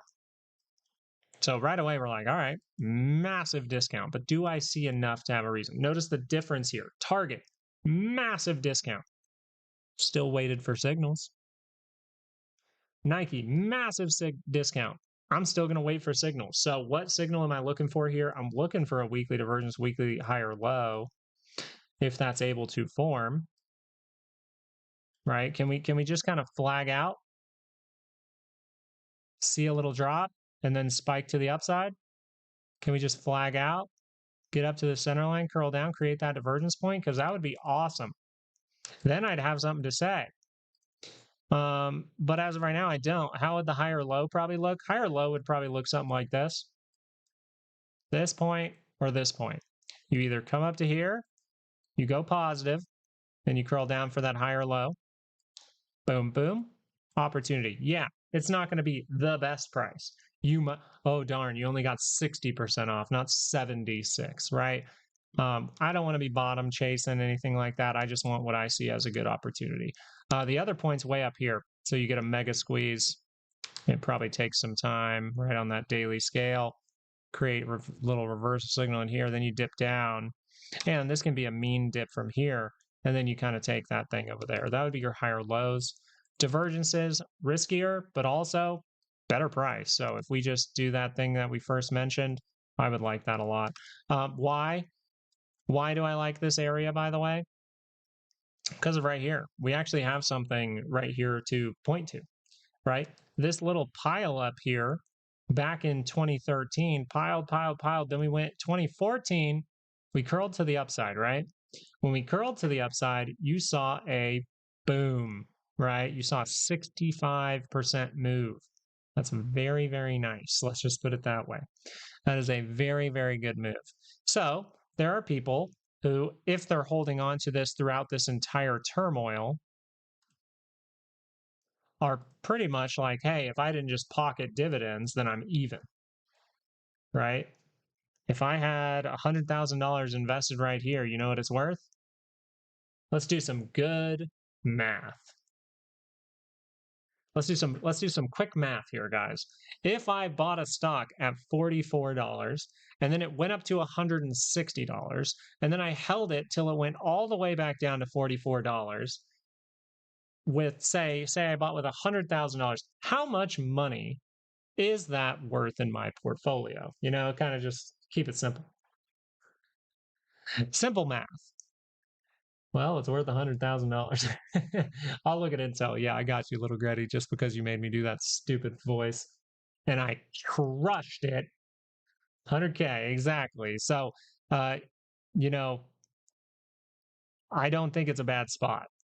That person is still holding throughout. If they're still holding throughout all this turmoil, they're probably like, and weirdly enough, this is when they actually potentially sell that. Everyone thinks it's going to go to 1,000 over here, and then everyone thinks it's going to go to 0 over here. Then we start to carve out a higher low. Then we head to the upside. I want to look at a monthly chart. I would really watch how this month ends, by the way.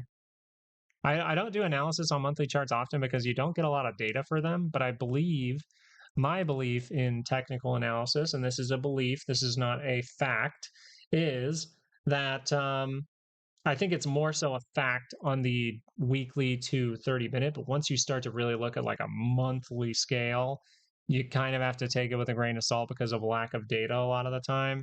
But my thinking is that technical analysis is exactly the same across the board, any time frame. Any time frame.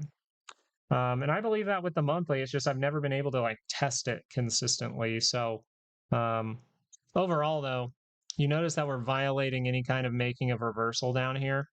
So we'd really like to see how this month ends, see if we're able to pump a little bit. But overall, the monthly doesn't look good either. So even if we get that weekly move, you're very likely to just see a monthly move that then fails. That being said, it doesn't mean it has to. We watch that weekly trend, right? We see that weekly trend be able to continue. That's perfectly fine. But I just wanted to mention that I'm not looking for some kind of massive move back up to 140 from here.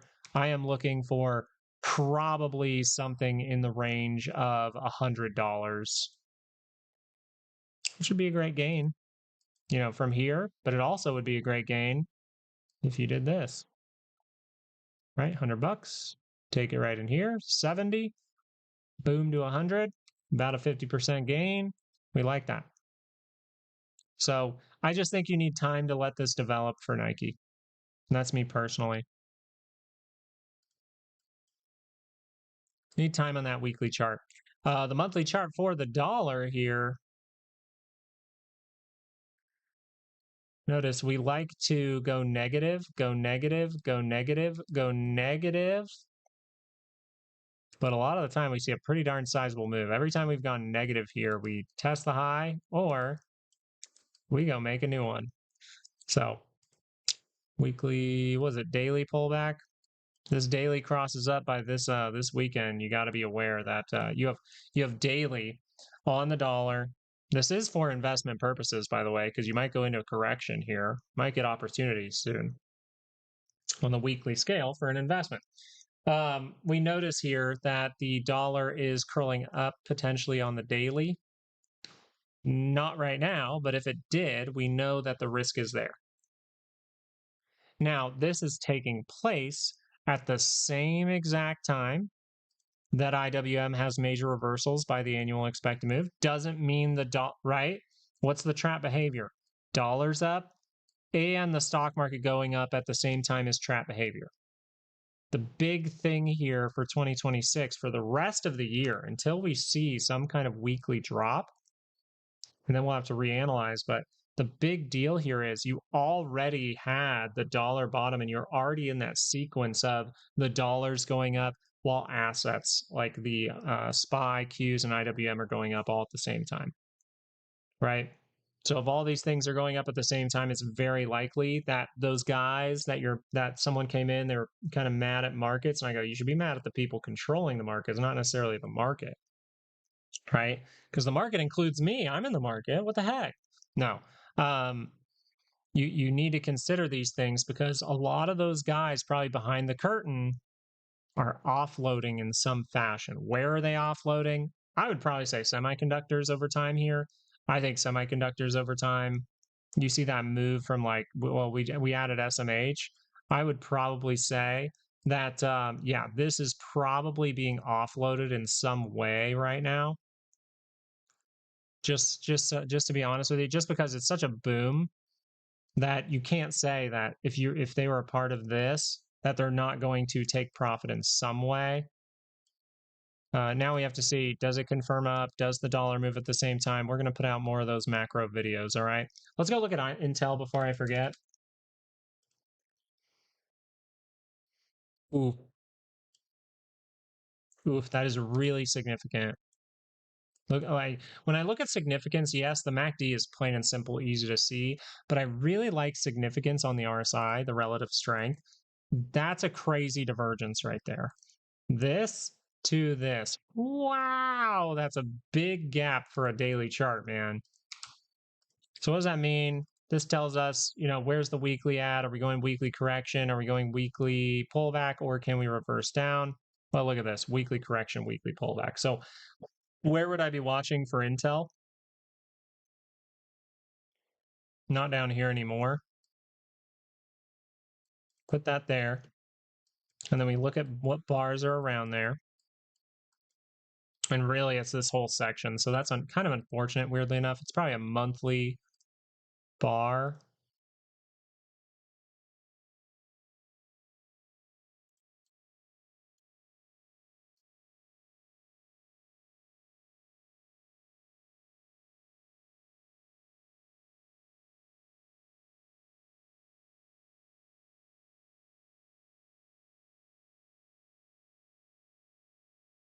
$71. Okay, perfect. So retest the high.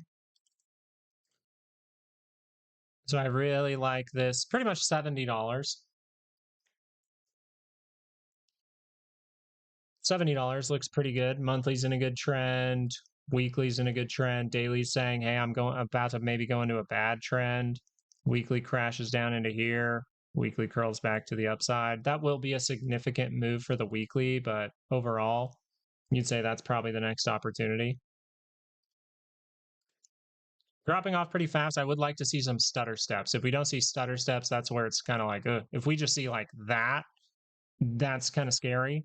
I would rather see like, oh, we broke this low. Oh, we bounced up. Oh, we saw a big move down. Oh, we bounced. Oh, we made a divergence. Oh, the weekly starts to go over here. That's what I would like to see here.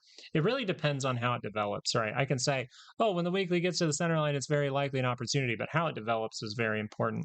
This, I might even screenshot that, honestly.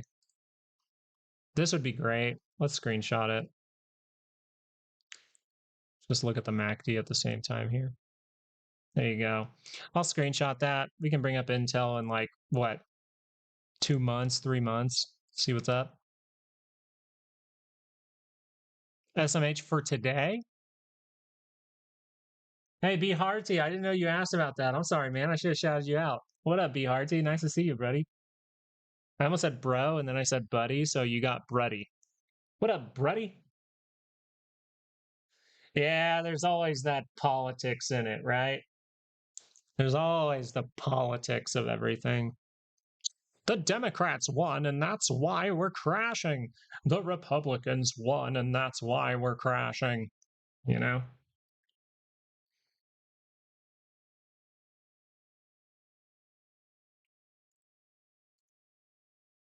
The Democrats won, and they're doing more government spending. That's why the stock market's going up. The Republicans won, and companies are celebrating that. That's why the stock market is going up. But also, the Republicans actually are pumping money too. Oh, fuck.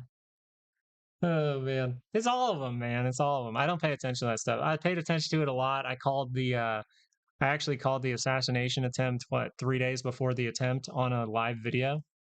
That was cool, but also not cool. We don't like that stuff. All right. We do not like that stuff. We should all be loving each other, man. We all just want to have we all just want to enjoy life, man. But since then, since that, and since the moves that politicians have made, I just don't pay attention to it anymore. I think it's worthless.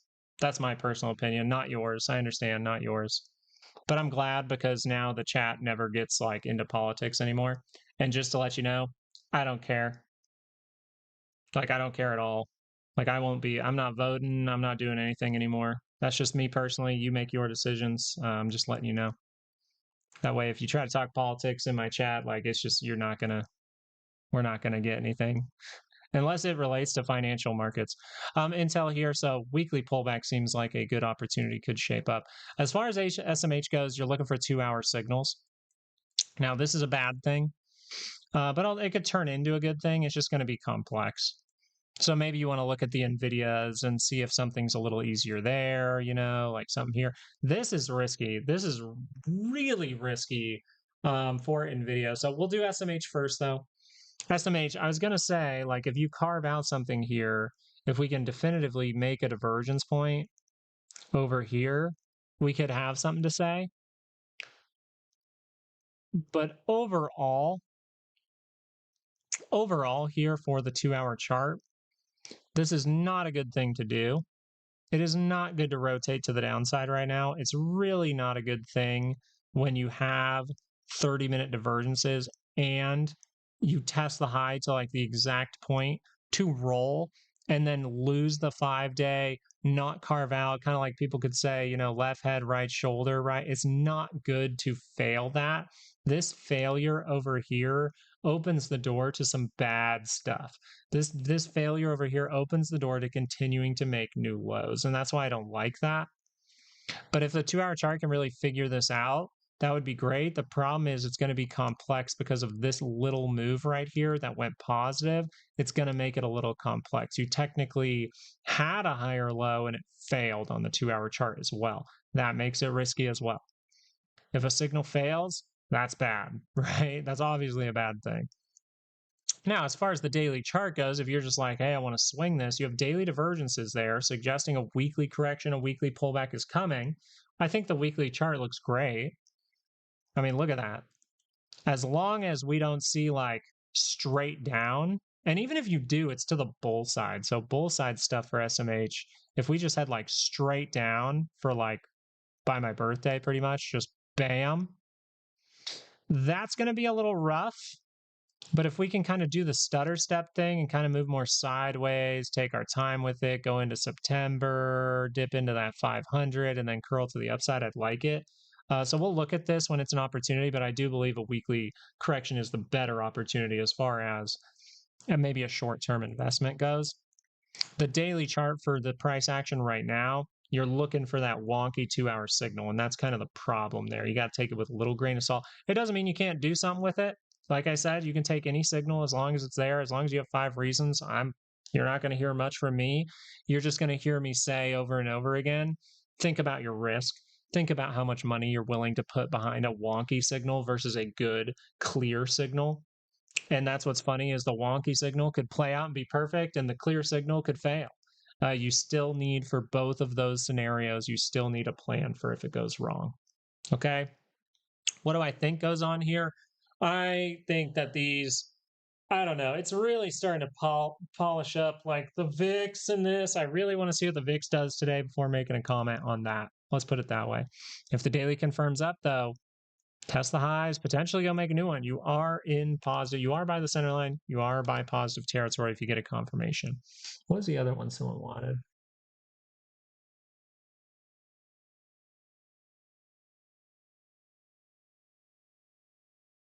SPY is close to a major top. Depends on what you mean by major top. Can you explain what you mean, Stiflers? And by what you mean, some people consider weekly corrections a major top. I actually would consider a weekly correction a major top because a correction means you made a significant top of some sort. Hey, Jeffrey, thanks for saying thanks. I appreciate you, buddy. I don't think any president will let the market fall, by the way. See, that relates to markets. I'll talk about it. I don't think any president, blue, red, orange, yellow, pink, whatever color is behind whatever flag they're putting up, I don't think any of them will let it fall. No. They will always try. The reason that a market can crash is because it has to, because nothing can save it. Nothing in our human intelligence can save it. Right? Where do you think SPY is headed this year and is close to a top? Yeah, Stiflers, come back for a sec. Did you hear what I asked you? Sorry, Stiflers. I did see your question, and thank you so much for the $5. You don't have to do that. I'm sorry. I'm sorry that I'm sorry that I know you asked a few times. Sorry about that. Thank you so much for the $5.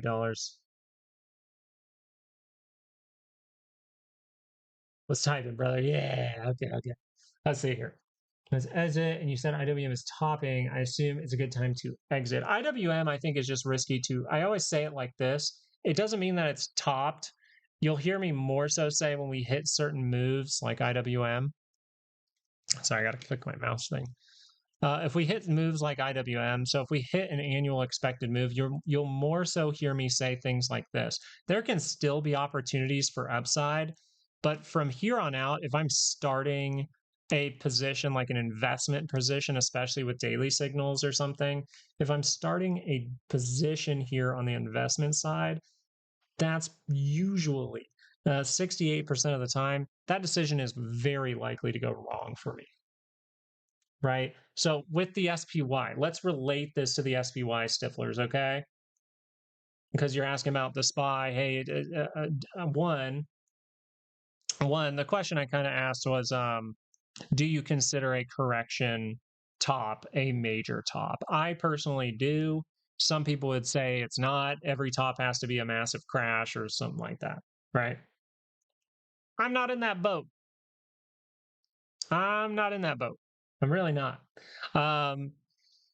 I think that major tops can be corrections. I think even a major top can be potentially like a sideways pullback. I really do. Anything on the weekly scale that makes a significant top in some fashion, like we get to this move and then you see IWM just do this for a bunch of weeks and weeks and weeks. I will say that this in some way was a major top, right?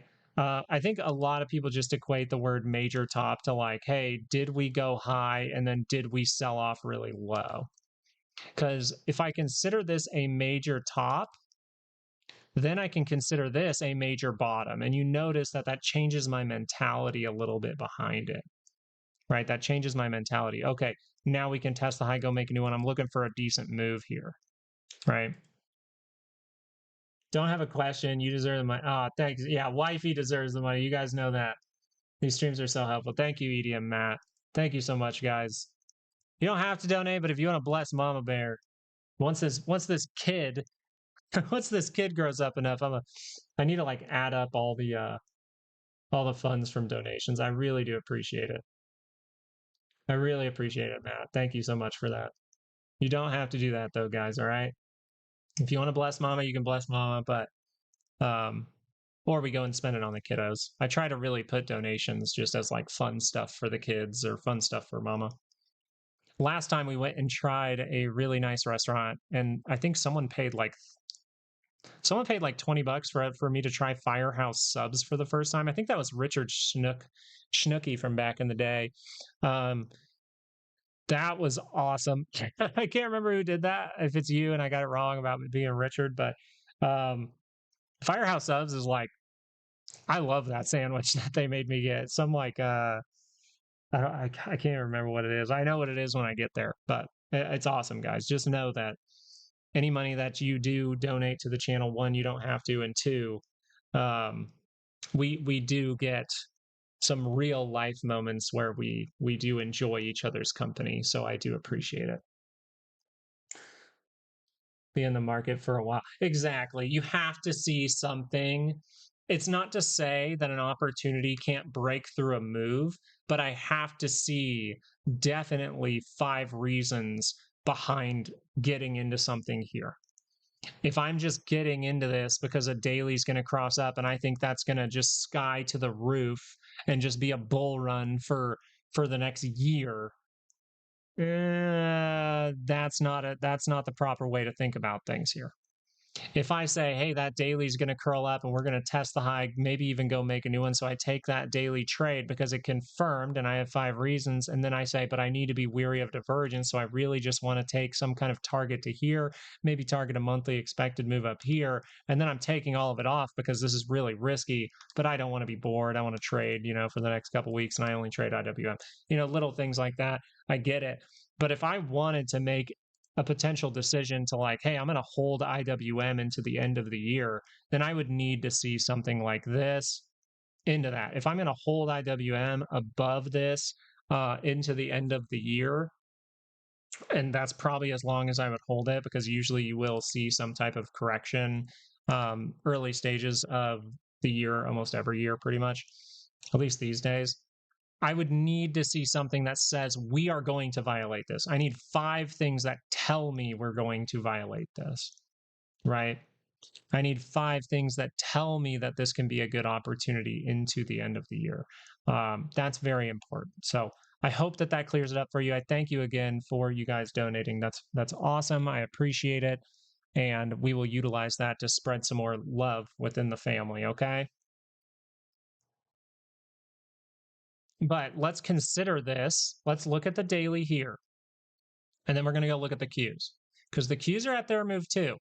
And let's look at how different it is. Okay. Okay. Oh, sorry about that. What did I click? The daily here is different. Notice we are not seeing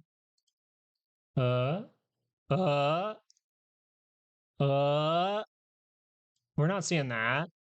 We're seeing consolidation. So consolidating at moves is an important thing. We talk about it on multiple time frames. So right now we're on the daily. Notice we have consolidated on the daily at the right by the annual expected move, right? So if I consider, I don't like to take full measurements of stuff. If I just consider hey, can we go outside of this? Yes.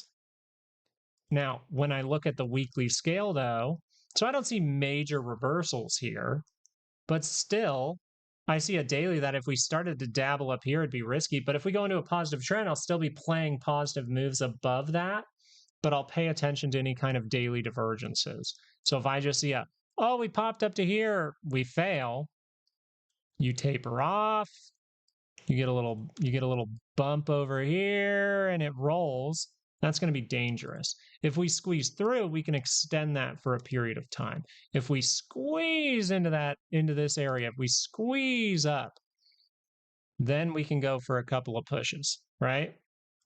Why is this still something that should be on your radar? Those volatility signals are there, and I would love to see the weekly correction. Do not get me wrong.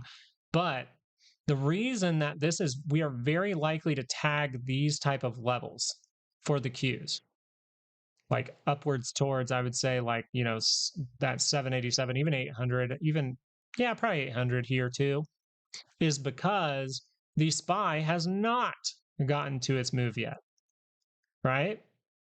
So a daily cross up for the SPY seems a little bit less risky, right? And if SPY seems a little less risky and the Qs are piling up, we could get there, right? Now, if we were to get there in one shot, then I would be looking for something like this, right? I would still be looking for us to remake signals, right? We do not see blatant divergences like we see on IWM. So we have to talk about it and consider it a little bit differently. But considering that this can really go either way, why can it go either way right now? Even though the SPY has broken out in some fashion? Well, it can go either way because the SPY is saying, I still have room. The Qs are saying, I really don't. The IWM saying, I don't. So if we want to correct from here, we correct from here. Like a lot of the time, you'll correct from here. Look at that. I mean, look what happened when you got there. So you got to build, break through that. That's going to be a heavy resistance. You need liquidity to break through it, right? But the SPY is just in a different state of things. It's not necessarily leaning towards downside right this second. But we would say, where is the better opportunity? It's very, very good to clarify. Am I just trading because I feel like I have to trade right this second? Or am I trading when the opportunity comes to me? Am I going to a bar and am I going to a bar and hitting on every single girl I see? Or am I going to a bar, having a great time with my friends, and then a girl comes up to me because we're having such a good time, and that ends up turning into my wife? Right? When you think about it a little bit, the opportunities that you're patient for that come to you are usually the better opportunities. And here, I still believe that if I am really, really, what's the right word for it? If I am confused with where the market's going to go, if I am, and it makes sense to be confused because right now IWM is saying something completely different than the SPY and the Qs. The Qs are saying something pretty different from the SPY. So I totally understand the confusion. But if I consider like, where's the next really, really great opportunity on the weekly chart? It's got to be a weekly pullback, weekly consolidation, weekly correction, right? The opportunity is very likely, even if we squeeze for a long period of time, it's when this weekly curls down, even for a brief moment. Even if it just does this and curls right back up, there's your opportunity. So, and I know maybe I bounced around on the topic a little bit here and there. It's kind of hard to connect all of them like on the fly this fast. But I would say overall, letting opportunities come to you is just a very, very good thing to do. And what does that mean? Well, the good part is I have guidelines, right? I have guidelines because I utilize, just like potentially you may utilize if you're new here or something like that, and you start to trust these weekly and monthly expected moves, and maybe you have the numbers over on Patreon and stuff, and you utilize them for individual stocks or something. I have levels that I can be patient for. Hey, the SPY, and I have to hop off probably after this little conversation. We'll use this line as like a weekly expected move. Hey, the SPY on the 2-hour chart. Last week, we kind of squeezed through. Monday, we hit that daily expected move. And then I have a range, right? I have a range here. something like this, right? I would go, okay, well, where's the next really good opportunity? Because the MACD is like this right now, but the positive line is it's very positive. Do I have divergence? No. Okay. So if I can catch, maybe we pull down to, maybe the 2 hour kind of corrects. If we pull down to this move and I see like a 30-minute higher low off that, that's probably an opportunity. And if that kind of takes place, and in order to do that, we go all the way into Thursday, Friday, then I can just target next week's weekly expected move, right? That's just a 2 hour swing. You're just doing a little bit deeper analysis. You're just saying, oh, hey, I'm going to use my 30-minute skills. When really it's just, hey, the 2 hour pulls down to here, curls up, awesome, test the high, go make a new one. Where's my target? Weekly expected move. Right? Then I say, oh, that weekly expected move made a divergence. I see the same thing on volatility at the same time. I even see daily divergence at the same time as well. Okay, maybe I could just buy a little bit of volatility for a moment. And if that violates and we want to continue this party, then I'll get out and I'll just play the upside instead, right? If we have a divergence over here, let's say a divergence right here, right? And you say, okay, well, that's pretty volatile. That might be something that I could play. And then we come down to that weekly expected move, and then say we confirm to the upside. Well, what if we're still in positive territory? Okay, we still could test the high, go make a new one.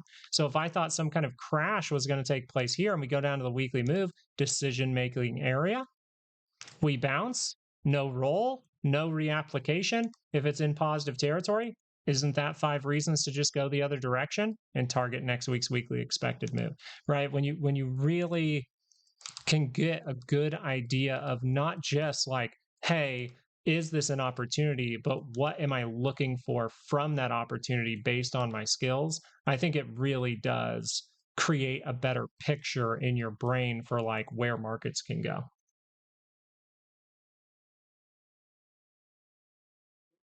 Does that help you?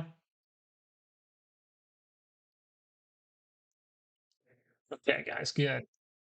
Guys, I went overboard a little bit here. I needed to hop off at 10, but it is 15, 16 minutes over. But I think you guys have just been fantastic. Like, I will say, for having a rough week with Mama Bear being sick and stuff, man, we have had some great live streams lately. We have had some fan freaking tastic live streams lately. It makes me, we're not getting trolls, we're not getting spammers. Like, thank you guys so much for being such a great community. I have to say that from the bottom of my heart. Thank you so much for making, my analysis that I normally do alone every morning. Thank you so much for making this a great, comfortable place to talk about things seriously, to disagree at times, but to also respect each other's opinions, and talk about these things in a very helpful way. Thank you guys so much. No, no, no, you're good. You're good. I'll do it for you. No, oh, I didn't see I don't think I got a ding in my ear. I'm sorry about that, Stiflers. No, I got you. What do you just want to look at Dow? Do you mind if I look at DIA? No, that's a shout out to you guys. I'm dead serious. That's a shout out to you guys. Stiflers, if you want me to look at DIA, I'm not going to put if you put money behind it, don't nobody else put money behind it. I got to go, but I will do it for you. I can give you a 3-minute thing here. Just let me know if you think is DIA okay, because I actually have moves for that.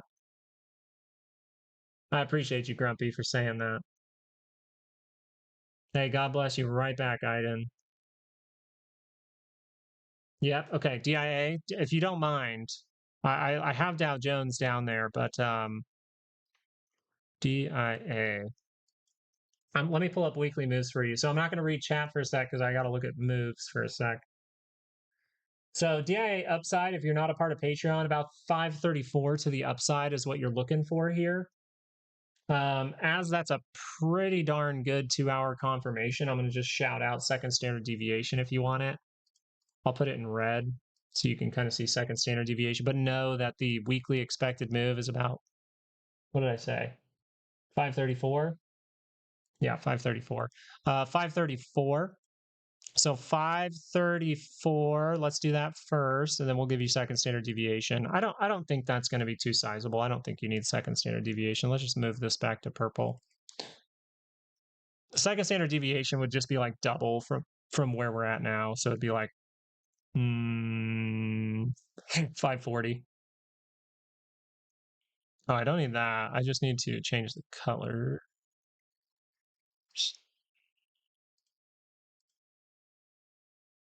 It makes my brain feel better when I do this. Okay.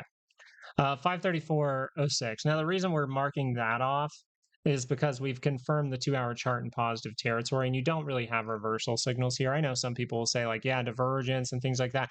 I think a lot of this is wonky. And any wonky one, especially when it's still holding positive, I'm just going to go with what I see in the near term, very near term. If it's stretched out and things like that, I'll still go very near term, especially if it's bullish in some way. There's a mean drop. If we go up like this and we fail here, that's a problem, right? The daily chart does have forms of divergence, right? We're still got that length to the center line. We'll consider that later on. But for now, the 2-hour chart is confirmed to the upside. So the very simple way to put this is if I take the 2-hour trade confirmed here, not a good confirmation, next bar confirmed here. So right here, you see how this bar is negative. I don't like to take it on a negative bar. I want to see some sort of positivity. Not the best there. We'll take it. Maybe we'll say for this purpose, we took it at 526. Okay, 526, we take it. Then we go, okay, if that is able to hit target, what would target be? Well, target for this week would be 534, but very likely I'm targeting next week's weekly expected move, right? But I would still say that that 534 is a good area to watch with the opportunity to squeeze through to maybe something like a 538, 540, but we'll see. We don't have much time for the rest of the week. But that's how I would look at it overall right now. Hey, the 2-hour curls up. The 2-hour can get to that move. The 2-hour can test the high, go make a new one. The sell in here is a little bit deep. So right away, right after I do that, simple 2-hour swing here, test the high, go make a new one, target a weekly expected move. Boom.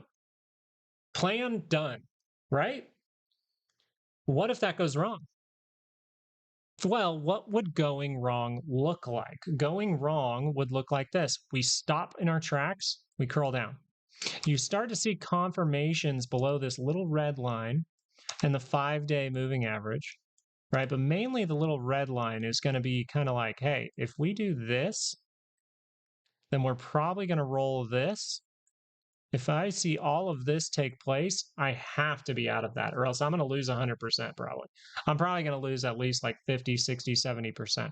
But if I can just have that rule of like, hey, if this curls down by the center line, maybe I only lose, 10, 20%. Then you're not giving 50% back to the market. You still have more money for the next trade that's going to go right for you. This one went wrong. Most of the time, it's going to go right if you stick to good practices. So as of right now, the 2-hour chart looks like it wants to go to do that move. It looks very good. Nothing is wrong with it. There's no reason for me to just say like, yeah, this has to crash down right now. But we saw the volatility signal. We know IWM has those signals. We know the Qs are piled up and tight and ready for a big move. If those things confirm down and you see the 2-hour rotate down for DIA, that's where you would start to say, oh, we're going into a negative trend. Maybe I want to look for bearish plays now, right? But as of right now, just looks like this. With the information that we have proven in front of us, this is not curled down. This is curled up. So that would say that this is the trade right now. This is my mitigation for risk if we fail at any point. Now, let's look at the 30-minute here real quickly because we do see a form of slight divergence here for the 30-minute RSI right in here, but it is not an overbought territory, overbought territory. So you would also say this. If I don't like to assume a bunch of risk, if I am not good at, if I emotionally, people who say, oh, I delete emotions out of the market, you can't do that. You just can't. You can get better at managing your emotions, but you're still going to feel them. So you have to see what kind of emotional person you are. You have to see what kind of risk you like to take. right? If I take a trade and I'm feeling those little jumping arounds in my stomach, that's probably not a good thing. I'm just being honest. Like, if I'm taking a trade and it feels like I'm gambling in my stomach, then it's not a good thing, right? That's what happens to me when I play roulette. I only usually take like $500, or I took 2,000 the last time I went to Vegas, and that was like 4 years ago. But that was what I was willing to lose. But once I start to get to where I've lost $1,000, I start to get that feeling in my tummy. I don't care. Gambling does it to me. The big deal here is, though, if I want to mitigate risk sooner, I can always say, if this 30-minute crosses down, then I'm out. I'm not necessarily bearish, though, because the 2-hour hasn't yet.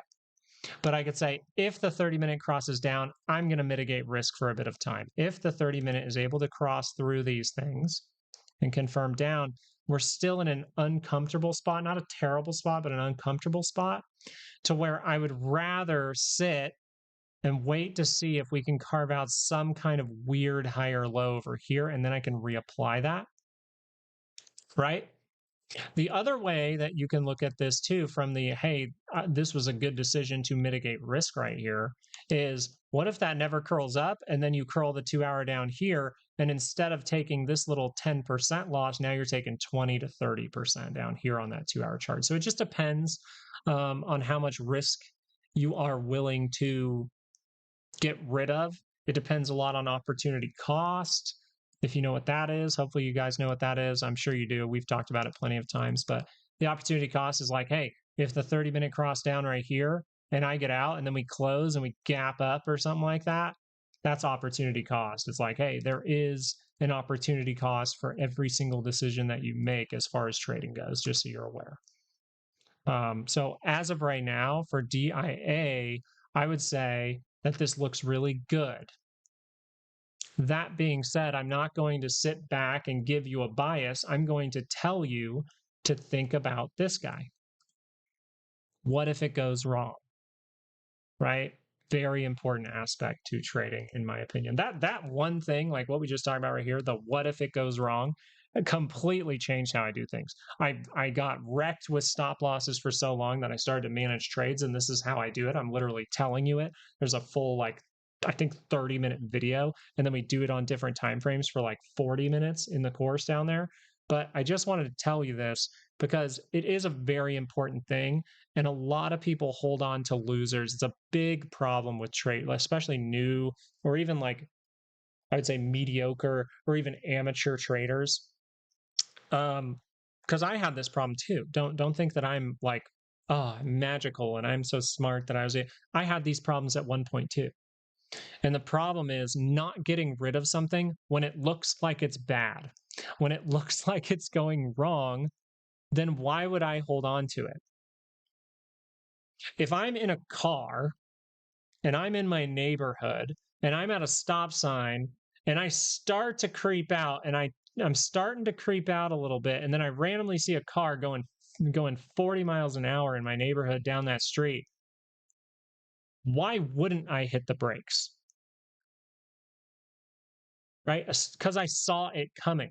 This is very different from what Grumpy or Grandpa said earlier, where they took a good opportunity and then it just got like kind of rug pulled out from them in the morning with a gap down. That is something that you can't see coming, right?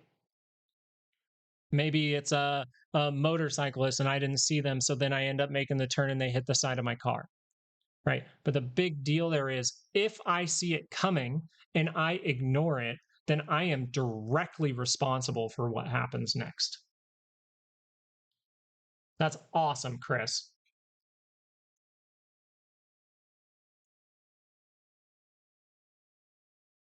All right. I had to go through it. You put money behind it, so I had to go, go, go, go, go. I had to go, go, go, go, go. You get my attention with some money, I'll go, go, go. But yeah, this seems. I just want to do that for everyone out there. Any question that you bring up, you might hear me go on a little tangent about, and that's because this isn't just a place to get your question. It's a place to go through your question thoroughly, and and make sure that we're touching multiple subjects while we talk about it. That way, someone out there who's maybe a little shy to ask something, someone out there who has this problem but won't admit it, or someone who just got over this problem can back it up. So, thank you guys so much for joining today. Really appreciate it. I love the fact that I am I was more than happy to stay on for a bit longer for that, but now I'm starting to reach points where it's like I got to get going.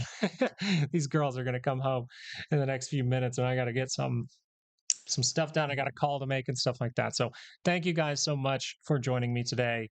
Thank you for being so great and everything like that. Thank you for the donations, and I hope you have a fantastic rest of your day. Absolute rocket ship from Bitcoin. I'll check it out. I'm having a good time. Hey, there's that 2 hour. This was more the rocket ship, huh?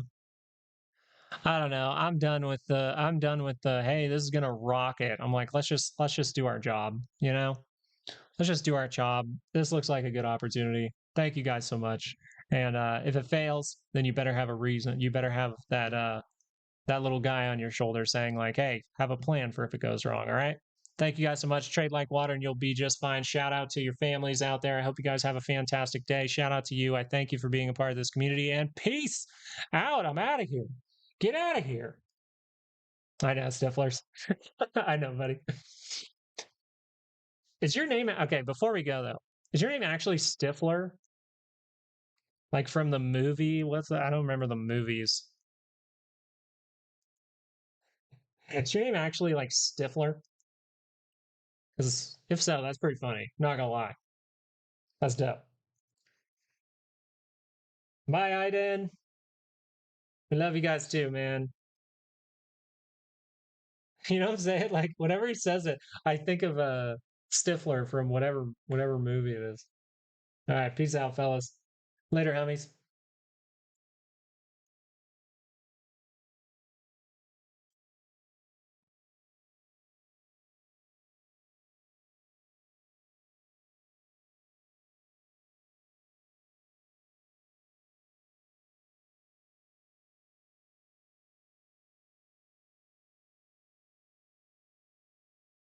All right, peace out, Jeremy. Either way, it gave me a giggle. So American Pie, that's it. Thanks, John. All right, buddy. Have a good day. Later, guys.